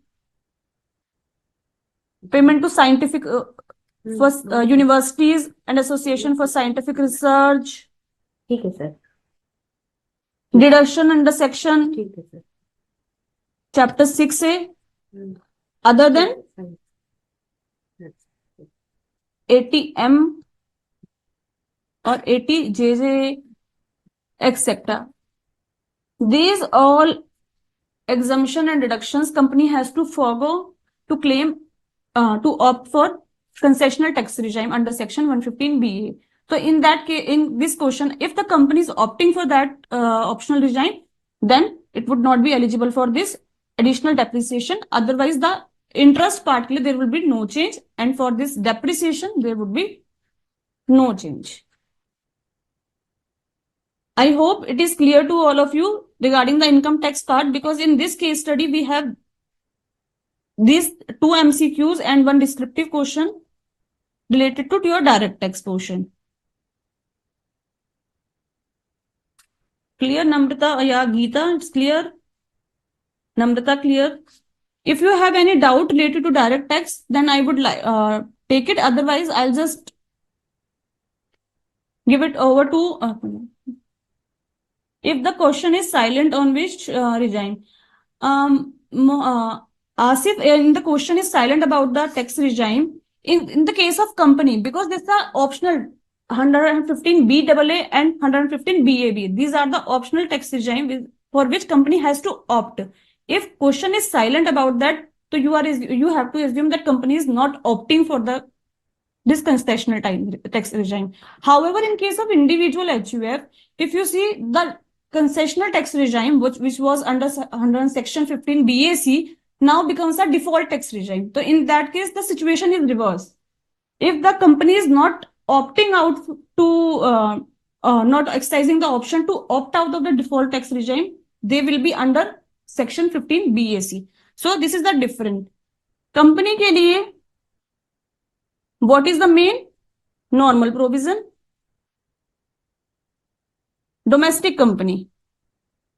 And what is optional for them is 115 BAB, subject to what the company is eligible for. But for individual HUF, AOP, BOI, or artificial juridical person, 115 BAC is default and normal provision is optional now. So if nothing is mentioned, the company is under normal provision, and if nothing is mentioned for these persons, BAC, the default tax regime, is the default tax regime. So you have to assume the company is under the default tax regime under section 115 BAC. Clear, Asif? And in the descriptive, you can write a note also in this regard, if nothing is mentioned in the case study. But this is the normal provision for domestic company and for the other person. Similarly, for domestic company, there is a concessional tax regime for cooperative society also, resident cooperative society. So in that case also, normal provisions are applicable to resident cooperative society, and they have an option for 115 BAD and BAE if they want to go for that concessional tax regime.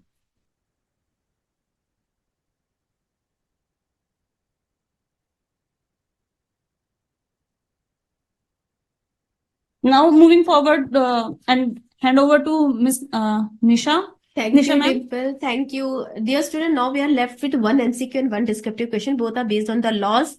And yes, in the question and the case study, there was one more issue related to the appointment of women director. Okay, so this MCQ number 5 is just with respect to women director only. It's basically telling that management just approached to CA Rajesh Dhamija for seeking an advice on the appointment of women director in the company. Now they are looking forward what he should have suggested regarding the same as per the provision relating to the Companies Act. So as far as this women director is being concerned, I am telling you this provision has been introduced with the Companies Act 2013, my dear friends, and it was a landmark in the history of corporate India. Even though the Constitution of India has granted, this equality, right of equal rights with respect to employment and all these things to men and women. And basically, the problem was that earlier there were very limited opportunities were available for the women's, and generally the employment of women were not preferred. But with the change in the time and the scenarios, now women has also entered the board of rooms of many companies. So this Companies Act 2013 has made a provision for employing women directors on the boards of listed companies. So this is a step toward the gender equality in tune with our requirement of Indian Constitution that way. So if you see why there was a need felt for the inclusion of women director in the board. So the imperative need actually for the women as a director in the board was felt by all, including the regulators such as MCA, or it may be the SEBI. and accordingly the relevant provision from the same were introduced in the act. So let's see what is the legal provision with respect to the Companies Act. If you see with respect to the Companies Act, section 149, read with rule 3 of the chapter 11 of the Companies Act 2013. Yes, this is the rules related to the appointment and qualification of director. It clearly defines that there is a need of appointment of women director. But which all companies are required to appoint a women director is clearly specified over there. So it says that every listed company, dear friends, the requirement is, yes, the requirement specifically talks about the which company can appoint. So yes, it's a listed company. Apart from the listed company, there are other class of the specified companies also, those who can appoint the women directors in their board. So the act clearly specifies, first is the listed company. For every listed company, as per section 149, it is required that every listed company needs to have a women director. And apart from the listed company, the other specified class of the companies are the company, every other public company who is having the paid up share capital of 100 crore or more. Right. And the condition given is or. Remember this word, or. Right. The other condition is turnover. Turnover requirement is 300 crore or more. Okay. This is the requirement for with respect to the other class of the public companies.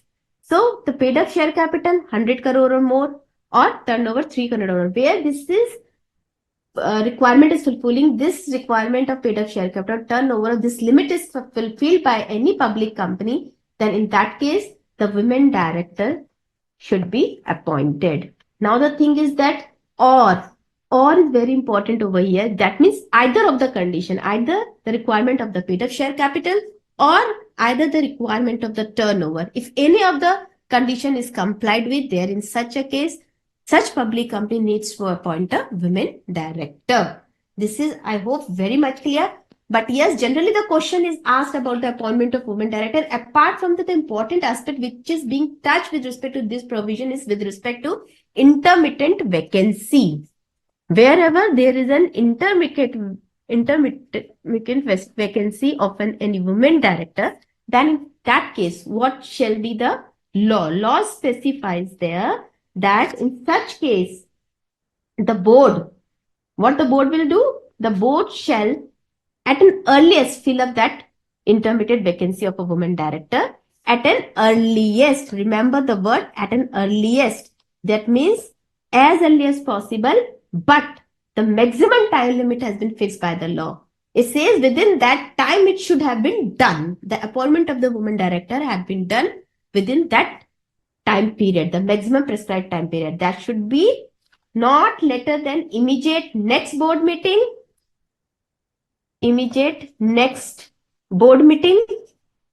or 3 months from the date of vacancy, whichever is later.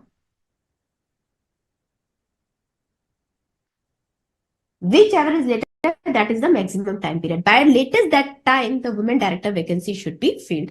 I hope students, you are getting my point and the provision is very much clear to you. Now, as per this prescribed provision, let's go with the MCQ. Okay, so now they're asking what is the suggestion that has been given by CA Rajesh Dhamecha with regard to appointment of women director in the company.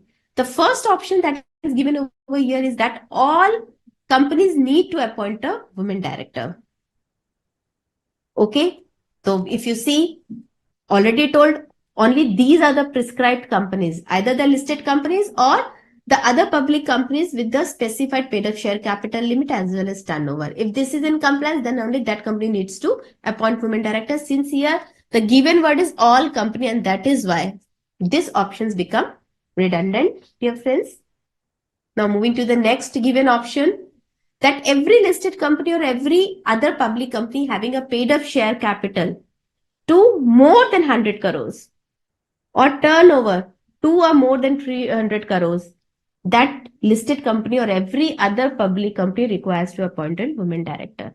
This is going in line with whatever the legal provisions has already been explained to you. But yes, let's see the other options also. Next C option is that every listed company or every other public company having a paid up share capital to more than 100 crores or turnover to more than 100 crores. If it is having the paid up share capital prescribed over is 10 crore and the turnover prescribed is 100 crores, then will that company be required to appoint the women director? My dear friend, as per the requirement, it should be 100 crores of paid up share capital or more. And with respect to this turnover, it should be rupees 300 crore or more. So here we are seeing that this prescribed limit is not filling the fulfillment, as well as the turnover requirement is also not being complied with over here. And that is why option C is altogether a incorrect answer. Now moving to option D, that the requirement of a women director is applicable only for private companies.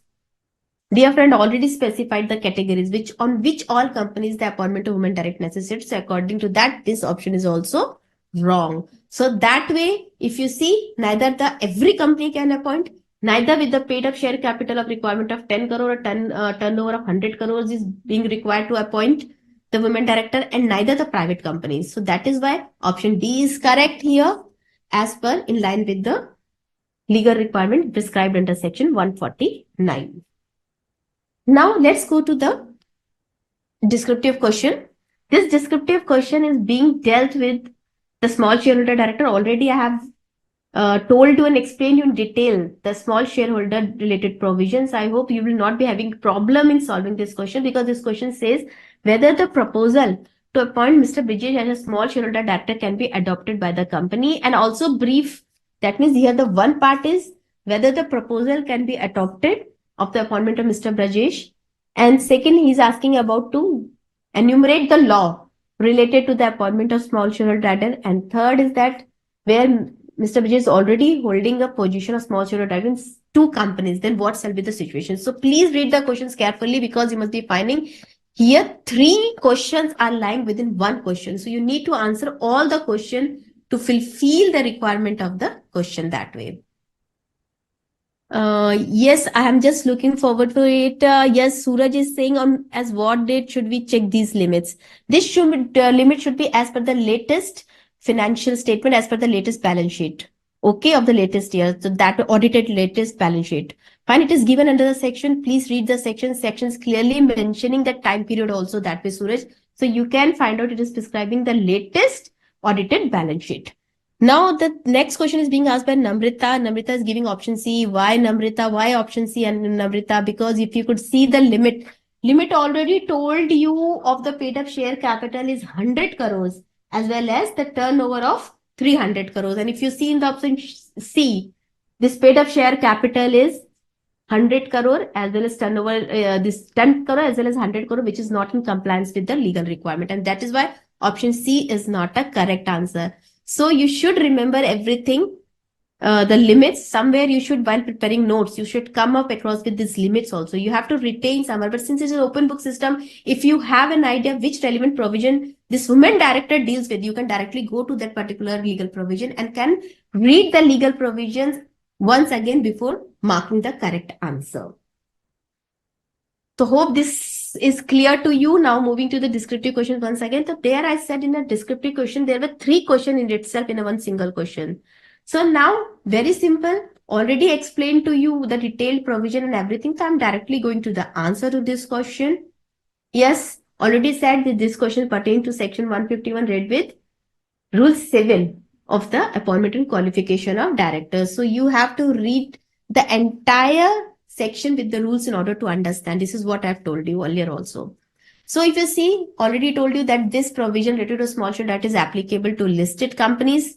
So here, yes, the company was listed company already given in the facts. Then small shareholders are required to give notice to the company for appointment of SSD. Now notice shall be given by, already said that notice shall be given by either the 1,000 small shareholders or 1/10 of the total small shareholder, whichever is lower. So that has also been complied with. You have seen that already it has been proposed by 400 shareholders out of 500. So that has also been complied with. Then third required that notice shall be given at least 14 days before the meeting and should be signed by all the small shareholder who are proposing to appoint such a small shareholder director. This is another requirement. Okay, so this need to be considered in the case study. We have seen that nothing else is better. We are considering that already this condition has been complied with. Now moving to the next condition, that person should not hold the position of small shareholder in more than 2 companies at the same time. This I have already told you while giving or briefing you on the section related to the small shareholders. So there I've already said that at a one time, in a single go, at the same time, they cannot hold more than 2 companies at the same time. Okay, so these are the relevant aspects for answering the question. The facts is given over here, and accordingly, we will be finding out and concluding the answer as yes, here Mr. Brijesh will be appointed as a small shareholder director, right? Though he is shareholding is 10,000 equity share in the company, because nothing is specified in the, the legal provision with respect to eligibility criteria of holding of any shares with respect to the small shareholder directors. And that is why, since here in the question is holding this share, but it will not be affecting on your answer, it will not be affecting on his appointment that way. So if Mr. Prijesh already holds, this is the important aspect, because many times the question has been asked on this particular portion.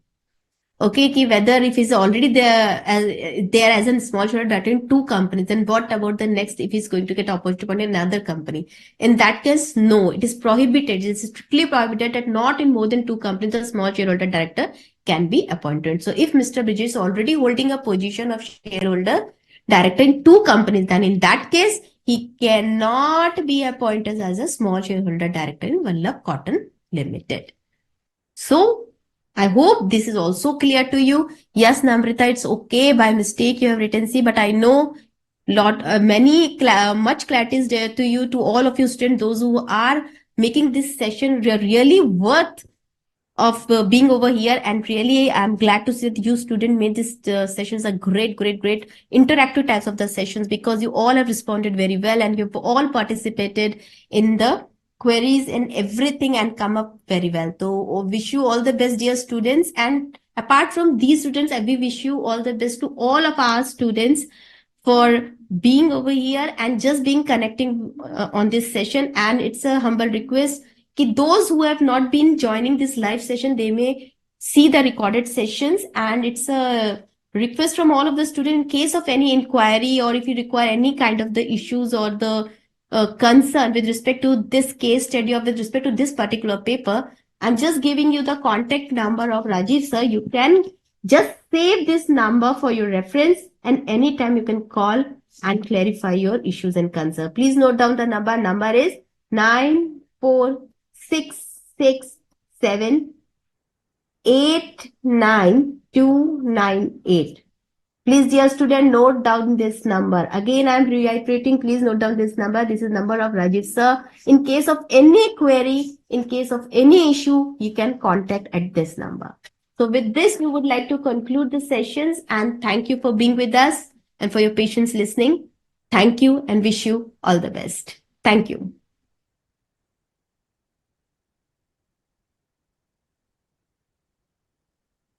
हाँ हाँ अशोक जी करिए. Thank you, Ashok ji.